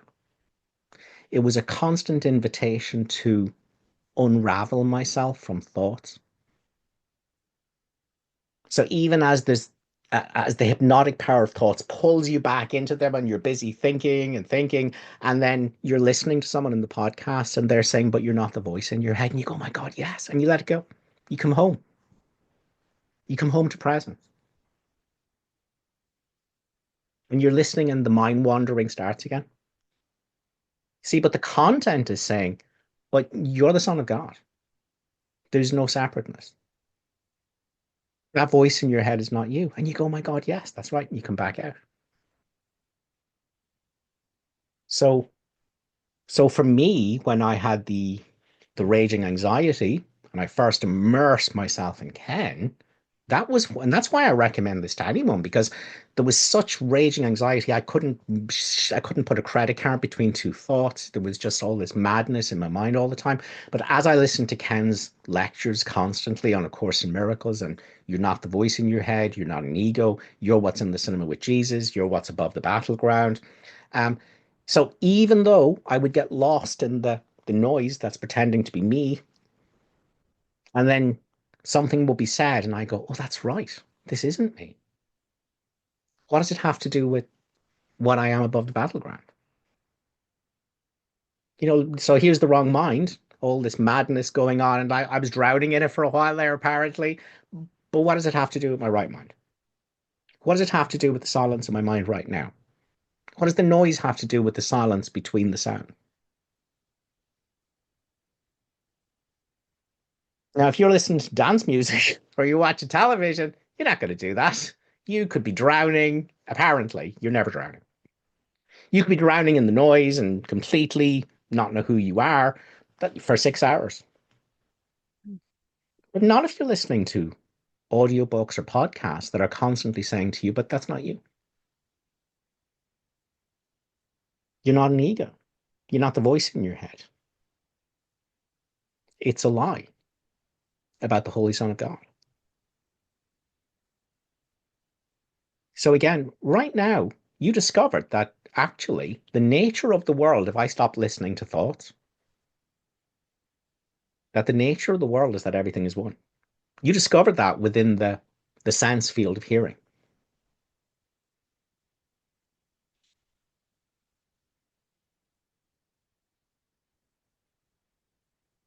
So when you're having your lunch, your dinner later, in the same way you did with the hearing sense, whilst you're eating, go, can I find somewhere that I end and the taste begins? And you'll realize you are the tasting. There's only tasting. and that it's completely non-dualistic. There is no taster and tasted. There's just tasting, and you are that. And you can very easily discover the same thing with smells. Maybe pick a good one to start with. um, you can also discover it with the sensations. It's a little bit trickier because thoughts are a bit more sticky. And then the hardest one to recognize non-duality with is the seeing. Um, so practice with the easier ones and do that as you're listening and have the listening affirm that the nature of reality is that everything is one. I'm just listening to thoughts, but they're nonsense. Every time I recognize, oh, I'm mixed up in thoughts, the minute you recognize that, you're free. It might only be for 2 seconds before you start thinking you're drowning in them again, but that 2 seconds is gold. I say to all my private clients, it doesn't matter that you come out of the thought stream to stand on the bank for 2 seconds.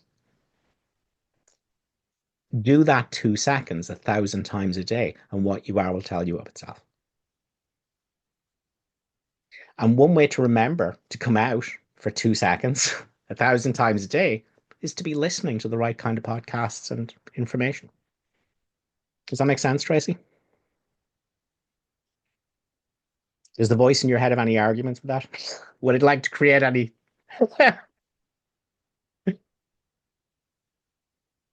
I guess I'm not sure if I'm distracting myself and then not, like watching TV or reading, listening to dance music, you know, should I then be trying to fix that because that's just me that's selfing. Both are selfing.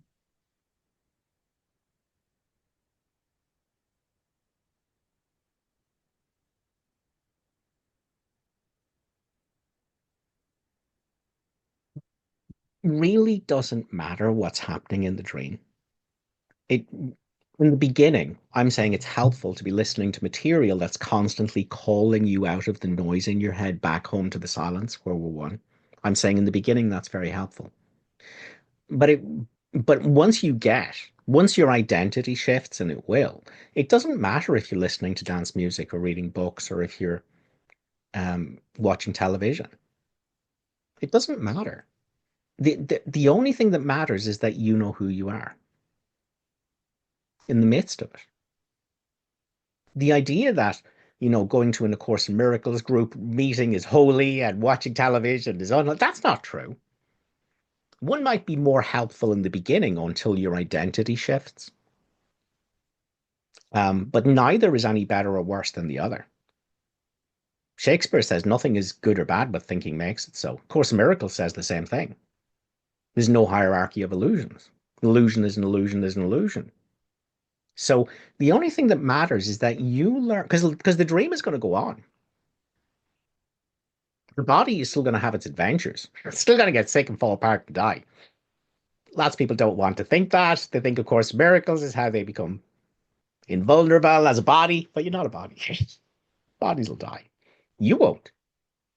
Um, all that matters is that you're able to know who you are, and thoughts can't hypnotize you anymore. That you're not fooled by them. That you just spend your life ignoring them, being in the quiet center as the quiet center and seeing it everywhere. That's where the course wants to lead us. Now, for a while, we're going to constantly need miracles to come back here. Maybe it's for 2 seconds, but you will work it up to 10 seconds. You will work it up to an hour without losing yourself apparently to thought. That will happen. But in the beginning, it's 2 seconds before thoughts pulls you back in again and you don't recognize these are just thoughts. They're happening all by themselves. They mean nothing. It doesn't matter. That 2 seconds is solid gold. It's like nitroglycerin. Just the tiniest drop, 2 seconds here, 2 seconds here, 2 seconds here. It will destroy illusions. It will cause the truth to shine in your mind brighter with every drop. Just do that. 2 seconds whilst you're watching television, whilst you're listening to your podcasts. That's what matters. Remember who you are. The silence that you are is calling you out of the noise in your head that you've spent your whole life thinking is you. Let it tell you of yourself for 2 seconds before you lose yourself to the noise again. And then each time you forgive, you go, oh, these are all just thoughts. That's forgiveness. Look at them and don't judge them. That's forgiveness. Oh, these are all just thoughts. You come home to the truth. Do that 1,000 times a day. That's enough. Don't get caught. Don't let the ego trick you with its thoughts. Oh, what if you do this? What if you do that? What if you do the other? That's not you. That doesn't matter. They're thoughts. Don't even listen to them. The minute you look at all those are doubt thoughts. That's all they are, doubt thoughts. You just look at them and you go, but they're just doubt thoughts, so they don't mean anything. Just, just do that, Tracy. Just in this moment, just really and truly forgive them. Just look at those thoughts in your mind, go, they're only thoughts, so they don't mean anything. Do that and mean it. Can you feel what's here? The minute you stop fighting them and listening to them and trying to plan with them and plan for them, and the minute you just, why don't I just look at all of that? That's just an activity of thoughts. What does that have to do with me? What's here? What's here? Peace and peace and rest. And are you separate from that peace and rest? No. What you are will tell you of itself. Stay here until fear makes you jump into thoughts again. But the minute you notice it, you're free. You're back here. You are the peace and the rest. You are already resting at God. You just keep mixing yourself up with objects. But the minute you notice it, you're free. Is that all right, Tracy? Thank you. My pleasure. All right, Kim, you're up. My lovely assistant will invite you to take yourself off mute. Hello. Hello, Kim. So it's kind of similar to Tracy in that I have been journaling and I kind of started journaling. I've always been told I should journal and I never wanted to journal. And then I started listening to you back last July, almost a year ago, and I started journaling. So what I find with the journaling is, of course, I mean, I use the Course of Miracles a lot. I use your podcast a lot. I use my own intuition a lot, and things will come up like the realization, like the attraction to death that this ego self that I think I am some most of the time is, but also lately, which isn't by surprise since this is a conversation today, is that this realization that I think suffering somehow is awakening. And I know it's not right. No, no, I no, hang know on. it's No, not. you're quite right. No, no, no. So suffering. Suffering is essential. Even though the course kind of tries to say otherwise, because nearly always this is experienced as suffering.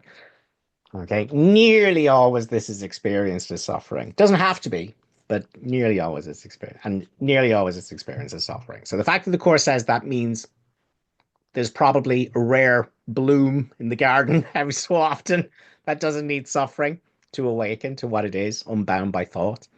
But for most of us, no, suffering is very necessary. The fact of the matter is, we made up suffering to prove consciousness was real, and God wasn't. And then we made up the world to protect suffering, so that we didn't have to say, "Oh, I'm the cause of my own suffering." It was like, "I'll make up a world, and they're causing the suffering." Um, so the world was to keep suffering, but it was someone else's fault. So what we have to do is we have to confront the suffering. So suffering is absolutely 100% necessary. Um, let's take a quote. Let me grab one here. It's from chapter 14, section 2, paragraph 1. The Holy Spirit needs a happy learner. To continue, in whom his mission can be easily accomplished, you who are steadfastly devoted to misery must first recognize that you are miserable and not happy. The Holy Spirit cannot teach without this contrast. For if you believe that, for you believe that misery is happiness, you think listening to the voice in your head is happiness. You think getting one over on your sister is happiness. You think you think the craziest stuff is happiness. You think identifying as a body is happiness. The Course in Miracles is no, we really can't do anything until you realize that you're miserable. That when you mix yourself with thoughts and stories in your mind, that you're miserable. When you identify as a body, that you're miserable. We need to establish this. This has to be established. See, so in the beginning, we have this. Henry David Thoreau says most men live lives of quiet desperation. You see, we're suffering terribly, but there's this ridiculous thing we do where we convince ourselves otherwise. I mean, that's why Instagram was created. So you show the pictures of your happy family and your loving husband and your perfect kids, and you say to everyone, look, I'm so happy, I can't believe it. You see, because you're not. Because you're suffering terribly. Because you've no patience with your kids. Because you worry they're going to turn out like you. Because you don't really trust your husband. You don't even trust yourself. So there's all this low level guilt and fear and inadequacy and shame and worthlessness that's going on all the time. But we cover it over by hating other people instead. You see? So we find fault with other people so we can feel better about ourselves. See? And that's called special hate. But then we also cannibalize people. You see, I hate myself so much, but if I can be in the company of people that have something, bit of panache, bit of social standing, bit of confidence, sense of humor, it's like if I can be around them, I can cannibalize them. I can use them to not hate. I can use them to make the suffering stop, to have a little bit of a holiday from me because it's awful. See, all our entertainment is about escape from yourself. Movies and sports and music. It's all about escaping from the voice in your head because it's so painful to self, to body. Um, so the defining feature of identification as something separate, a story in your mind of separateness, is that there's this low level uneasiness that's there all the time. You see, but what we do is we go to our addictions, like Netflix, like food, you see, like alcohol, like drugs. See, that's what we go to. We're looking to stimulate ourselves. We want to be titillated. You see, so we plan holidays and we give ourselves things to look forward to try and medicate that there's a suffering that's here all the time. And, two words out of my partner and this terrible inadequacy and guilt can come up in a heartbeat and try to blame him for it. See, it's never far from underneath the surface. Course in Miracles is going, I want you to notice this. I don't want to Blisnany here. This isn't about you reading the Course in Miracles going, this is all fabulous. We're all one. God loves us. It's great. It's fabulous. I'm so happy as an ego. I can't believe it. That's nonsense. That's useless. That's repression. It's denial. It's reaction formation. It's denying the darkness. Course in Miracles isn't a course in light. It's a course in darkness. It's about bringing the darkness to the light of forgiveness, before which nothing can stand.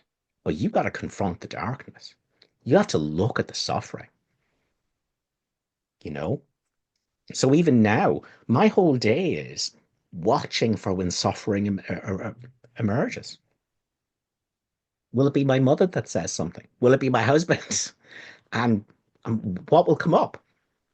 Will it be inadequacy? Will it be pride? Will it be competitiveness? What way will my false self manifest itself? What way will suffering arise?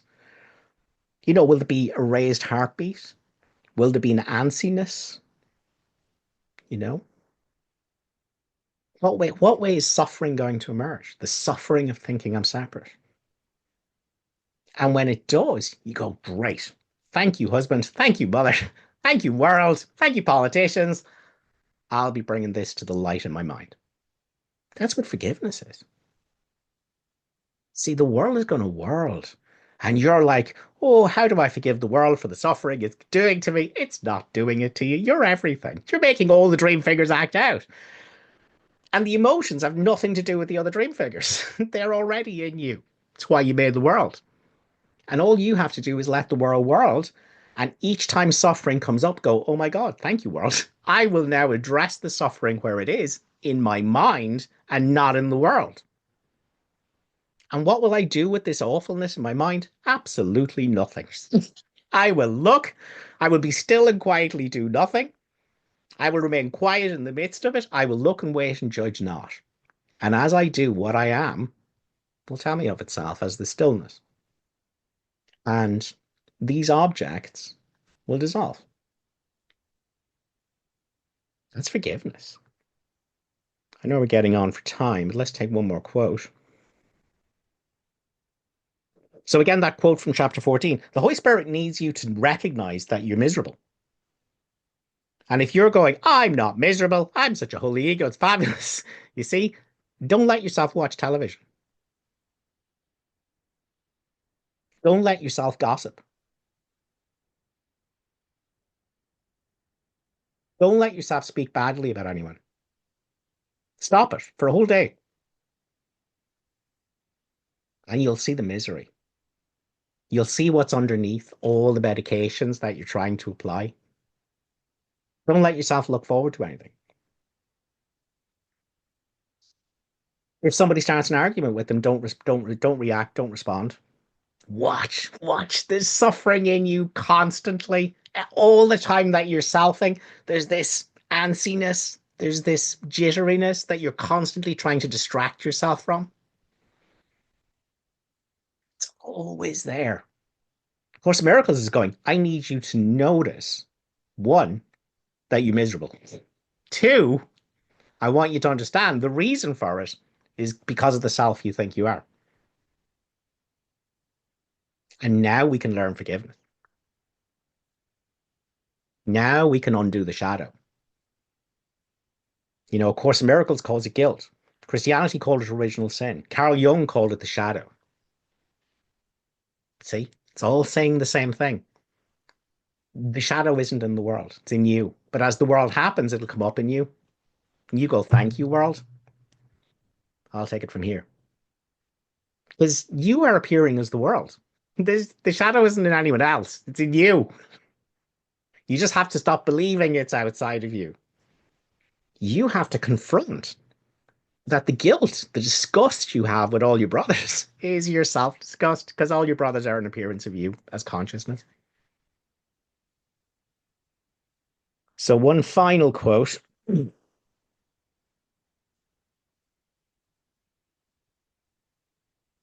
think I dug it out earlier on.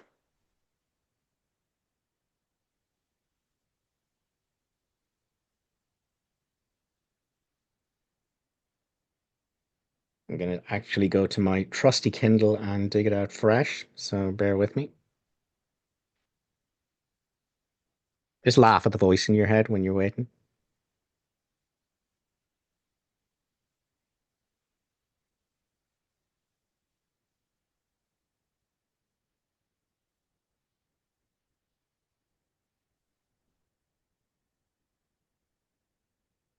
What is seen outside must lie beyond forgiveness. So the guilt you're seeing in the world, the awfulness, the evil, that's in the mind that's looking at the world. It's not in the world. Because you're everything as consciousness and everyone. And so is everyone. So what is seen outside? Because there's no outside. All of this is your mind. There's no outside. Everything is consciousness, and consciousness is everything. What is seen outside must lie beyond forgiveness, for it seems to be forever sinful. Where is hope while sin? Because see, there's no such thing as sin. You're here to learn there's no such thing as wrongness. There's no such thing as sin. There's no such thing as guilt. The world doesn't mean anything. Nothing I see means anything at all. You're here to learn how to see a forgiven world where there's no wrongness in it. All things work together for good. There's no exceptions except in the ego's judgment. Right now, the world is worlding and it's absolutely perfect for its only purpose, which is forgiveness. But there's an insane voice talking to itself in your mind that's going, oh, it's wrong and politicians shouldn't do that. And this is a disgraceful situation for bodies. See, you're not a body. No one's a body. You're here to learn how to forgive. You're here to see a forgiven world. You're here to see that the world is for nothing other than you to heal your mind of the suffering that's been here all along. But it was projecting out onto the world. It was like, if the politicians weren't doing that, I wouldn't be suffering. Yes, you would. You are the suffering. You are the politicians. You are the one that's claiming to be suffering. One consciousness is everything. Where is hope while sin is seen outside? What's the hope for consciousness when it keeps seeing its own sin in the imaginary images it made up instead of in itself? How can it be undone? How can it be fixed? What remedy can guilt expect? What's seen within your mind? Guilt and forgiveness for an instant lie together, side by side, upon one altar.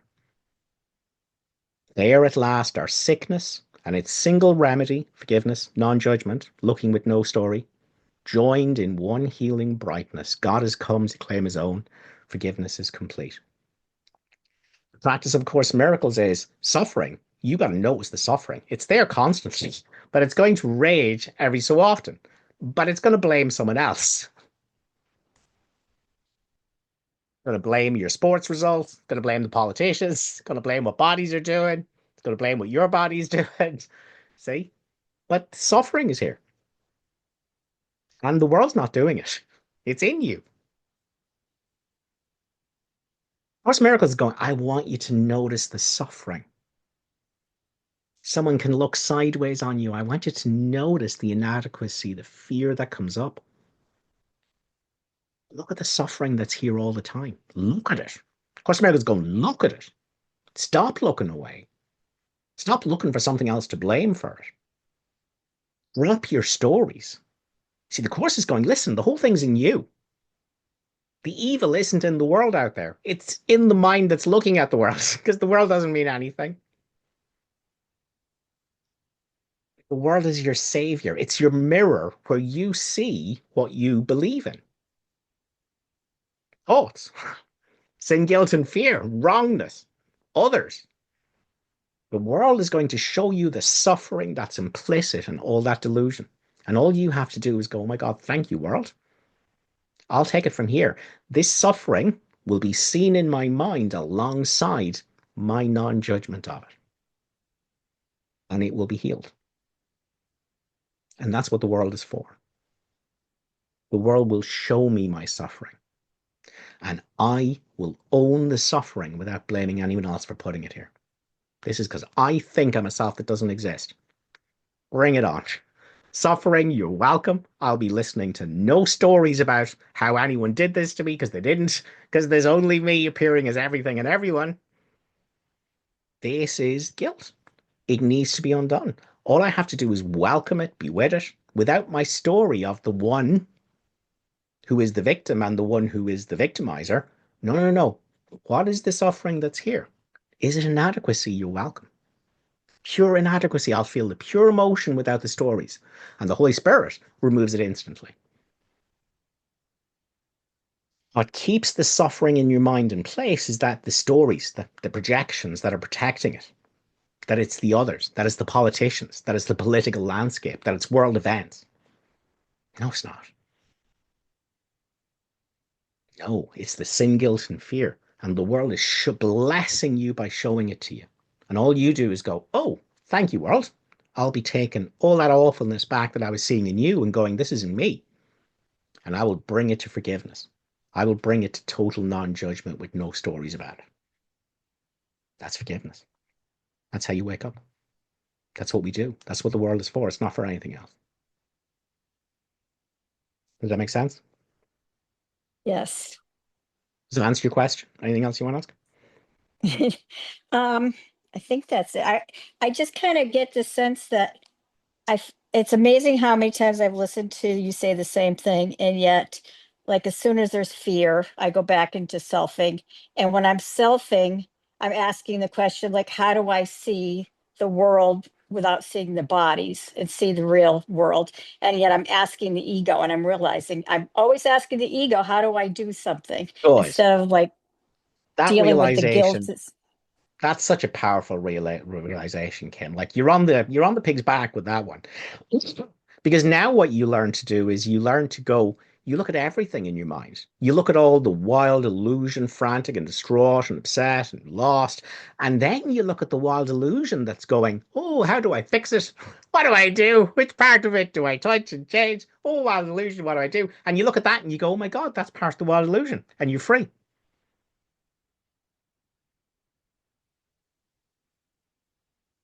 Because you're the storylessness. You're the stillness already. All you have to do is recognize the noise and go, oh, that's the noise. But what does that have to do with the stillness? So it's great that you're noticing. You don't ask your thoughts, what do I do thoughts? You don't ask your thoughts, what's really your thoughts? Thoughts are liars. Thoughts are not you. Thoughts do not have your best interests. Thoughts are trying to convince you that they have something to do with what you are. It's an ego thought system. You need do nothing except recognize what isn't you to know what you already are. The minute you're locked into becoming, you're lost. You think you're the story, the wild illusion, trying to become something. No. How could you become what you already are? You already are the stillness. It's shining in your mind right now. All the thoughts rise up in it and they collapse into it, and it's here before them and it's here after them, and it's between every thought. You're already that. And for you, for what you are to tell you of itself, all you have to recognize is what you're not. You look at the entire activity of thoughts, even the holy ego thoughts. You look at the whole thing and go, the whole thing's a wild illusion. You look at it and you don't judge it. You go, that's a mirage. What does it have to do with me? Let it. Let it be there. But what does it have to do with the one that's letting it? You are that. You are the stillness in the midst of the noise, out of which the noise is made, in which the noise arises and dissolves. You already are that. And all you ever have to do is recognize what you're not. That wild illusion in your mind, which is now trying to fix itself, and you look at it and you go, the whole thing is the wild illusion. What's storylessness? What's the stillness? What's underneath all these thoughts? Always. What are they arising in and dissolving in? You are that. And all you need to do, remember, I do not know the thing I am.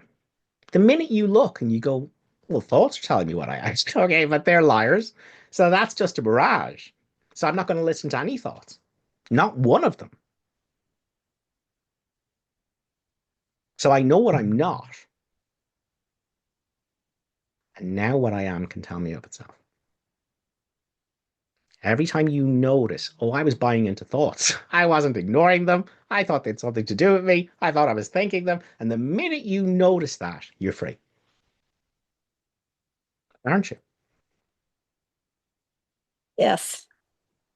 It might only be for 3 seconds before they hoodwink you again in the beginning. So what?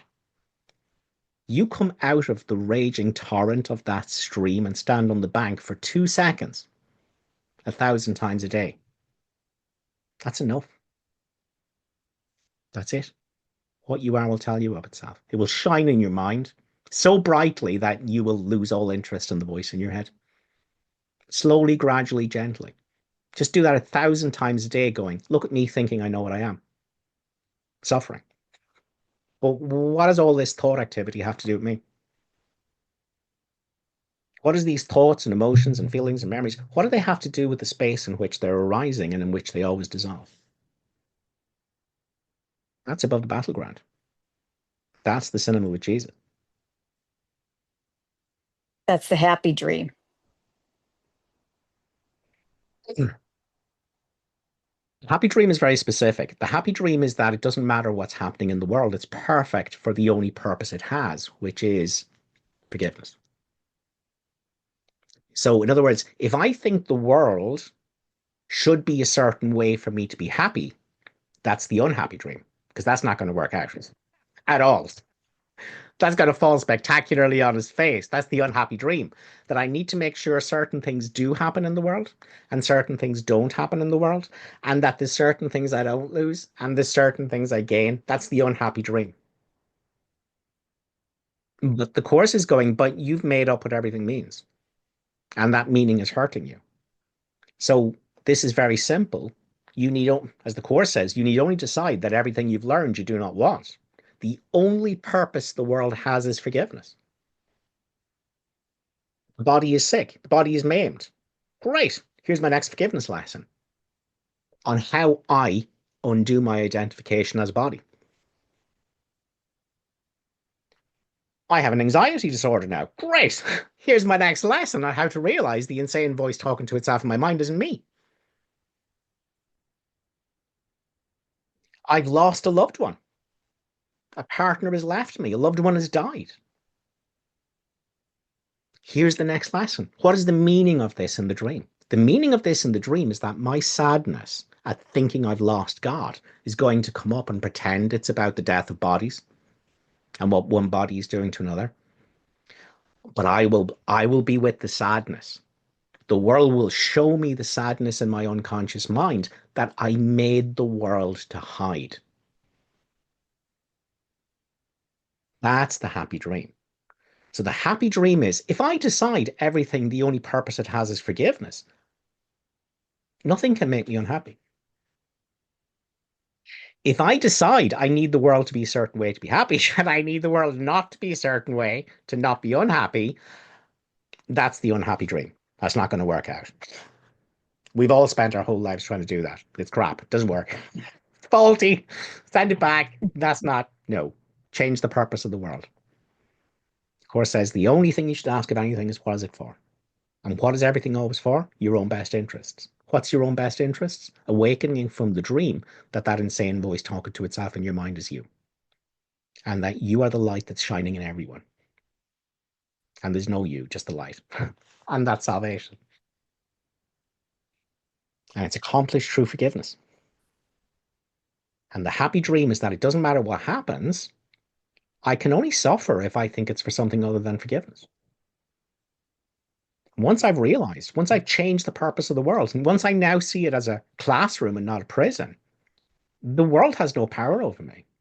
It can only bless me by showing me the next lesson on how to remember what I've been all along and what everyone is. Because that's the only purpose the world has. Does that make sense? Yes, perfectly. So the world can only hurt It- us when we it's look for perfect our in this happiness moment in when it. I'm listening. I'm sorry, I was going to say it's perfect in the moment because I'm really getting it when I speak to you, but I'll have to listen to this podcast about another 100 times. Yeah, but Kim, everyone does. Yeah. Everyone does. This just needs such constant repetition because thought is so hypnotic. You know, we spent our whole life addicted to thinking we're thinking because you're not thinking because it's not you because you don't have thoughts because you are the space in which they're happening and they've nothing to do with you and they've no power over you.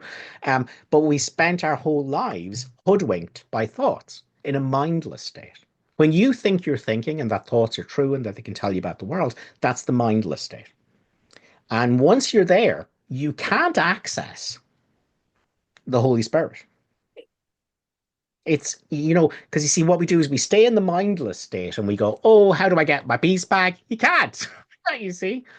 There's only one way, and that's forgiveness. You have to look at All the thoughts in your mind pretending to be you, pretending to be important, all the stories of the one with the past and the future, you have to look at all of that and go, they're thoughts. They don't mean anything. What do they have to do with the one who sees them? What do they have to do with the space in which they arise and into which they will dissolve? What do they have to do with stillness?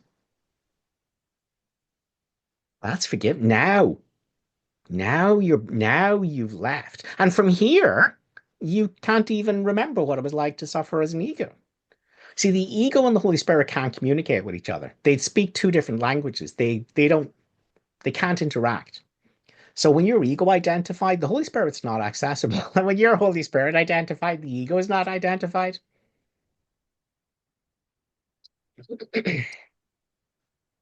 So forgiveness is the way. See, everyone thinks, oh my God, I'm failing miserably. What do I do? And how do I fix it? And how do I change it? Don't touch anything. Become still in the midst of all this meaningless turmoil that was pretending to be you, and let the memory of what you are as stillness return. In the midst of the turmoil, forgiveness is still and does nothing. It doesn't seek to twist anything into appearances it likes. It just looks and waits and judges nothing. So when you're like, oh my God, I've gone off rails and how do I fix it? How do I change it? You go, oh, I'm trying to do something. Only the wild illusion's trying to do something. This is just thoughts. I have to do nothing. But witness this whole circus with no thoughts about it, without saying it's bad, without trying to fix it, without trying to change it. And the minute you do that, peace is here. And you are that peace. Peace is what you already are, resting in God. And it's here the minute you give up the fight. Back to tell you of yourself. To deprogram you from the ego's lies, the voice in your head that pretended to be you. Does that make sense? Yeah, that's the blocks to love's presence. That's already here now for all Yeah. of us Mm-hmm. as one consciousness beyond consciousness. Yeah. I mean, ultimately, everything is one. So the world has no reality to it other than consciousness, because everything is made out of consciousness. The world is made out of it, bodies are made out of it, thoughts are made out of it, thoughts about the world are made out of it, feelings are made out of it, sensations are made out of it, every time is made out of it, everything is made out of consciousness. So there's no world, it's just consciousness worlding without ever stopping being consciousness. And it's all just one thing. But so there is no world, it's just an appearance of consciousness. But there is no consciousness, it's just an appearance of God. So ultimately, the Course says you are awake in God, dreaming of exile, but perfectly capable of awakening to reality. Um, and so that reality is the silence that we learn to identify with instead of the noise in our head. And then you are at home in God, even as the dream plays out, which is the real. So at that point, consciousness, that's outside consciousness. But consciousness becomes like a sixth sense, like seeing, hearing, tasting, feeling, touching, thinking, which is consciousness. So so ultimately then all of those are devices or tools, but there's no identity in them. So in the real world, there would be being at home in God, even as these devices play themselves out, but there's no identity in them. We don't worry too much about that. Worry about forgiving the voice in your head instead of believing it's you. You got it. And worry about not going into flypaper where you go, oh, I'm so lost and why can't I, when I listen to the podcast, I have this stillness and then, oh my God, I can't access the stillness. How do I get it back? You go, oh my God, I'm insane. I'm trying to do something. What does forgiveness do? Absolutely nothing. It's still and it does nothing. It doesn't seek to fix or twist anything. It only seeks to accept everything exactly the way it is with no stories. And the minute everything is allowed to be without any stories about it, what you are is here. It's the stillness in the midst of the storm. Know So yourself to be this. is no judgment and no story synonymous? Um, every thought is a judgment. So for a time, right-minded thoughts are a way of unsticking ourselves from wrong-minded thoughts. And we do that until, because everything I'm saying is a right-minded thought. I'm going, you're not the voice in your head, you're the stillness. That's a right-minded thought. It's still a thought. If you jump on that and go, oh, I got to keep this concept, this is a great concept, that's useless. This is, this is pointing you towards something you do to unstick yourself from concepts. You use a concept to unstick yourself from a concept, and then you let them all go. You are what is witness to concepts, but untouched by them. So, you know, ultimately the course says, ultimately the plan is that you not have any concepts, that you not have any interpretation, that there be no perception. Um, and it goes, and if you're asking, how could that be possible whilst I'm here? The answer is you're not here. You're not the character in your dream. The dream is in you. And that is where this course is leading you to know the truth. That you see what you are as the truth of everyone, which is the miracle. So is that okay, Ken? That's perfect. Thank you so much. Brilliant. Guys, thanks a million for your attention. Before we wrap up, let me say that our next lesson, because I'm going on my vacation, our next meeting will not be until the 25th of May. Um, so bear that in mind. Um, the other thing I wanted to mention, let me just dig out some details here. Um, is that I was going to travel to St. Louis, Missouri in order to do a retreat there for the Course in Miracles Council in St. Louis. I'm not going to be traveling to America now, but I am still going to be facilitating the retreat on a big screen there from Ireland. And because of that, it is going to be available to anyone who wants to take the retreat with us from home.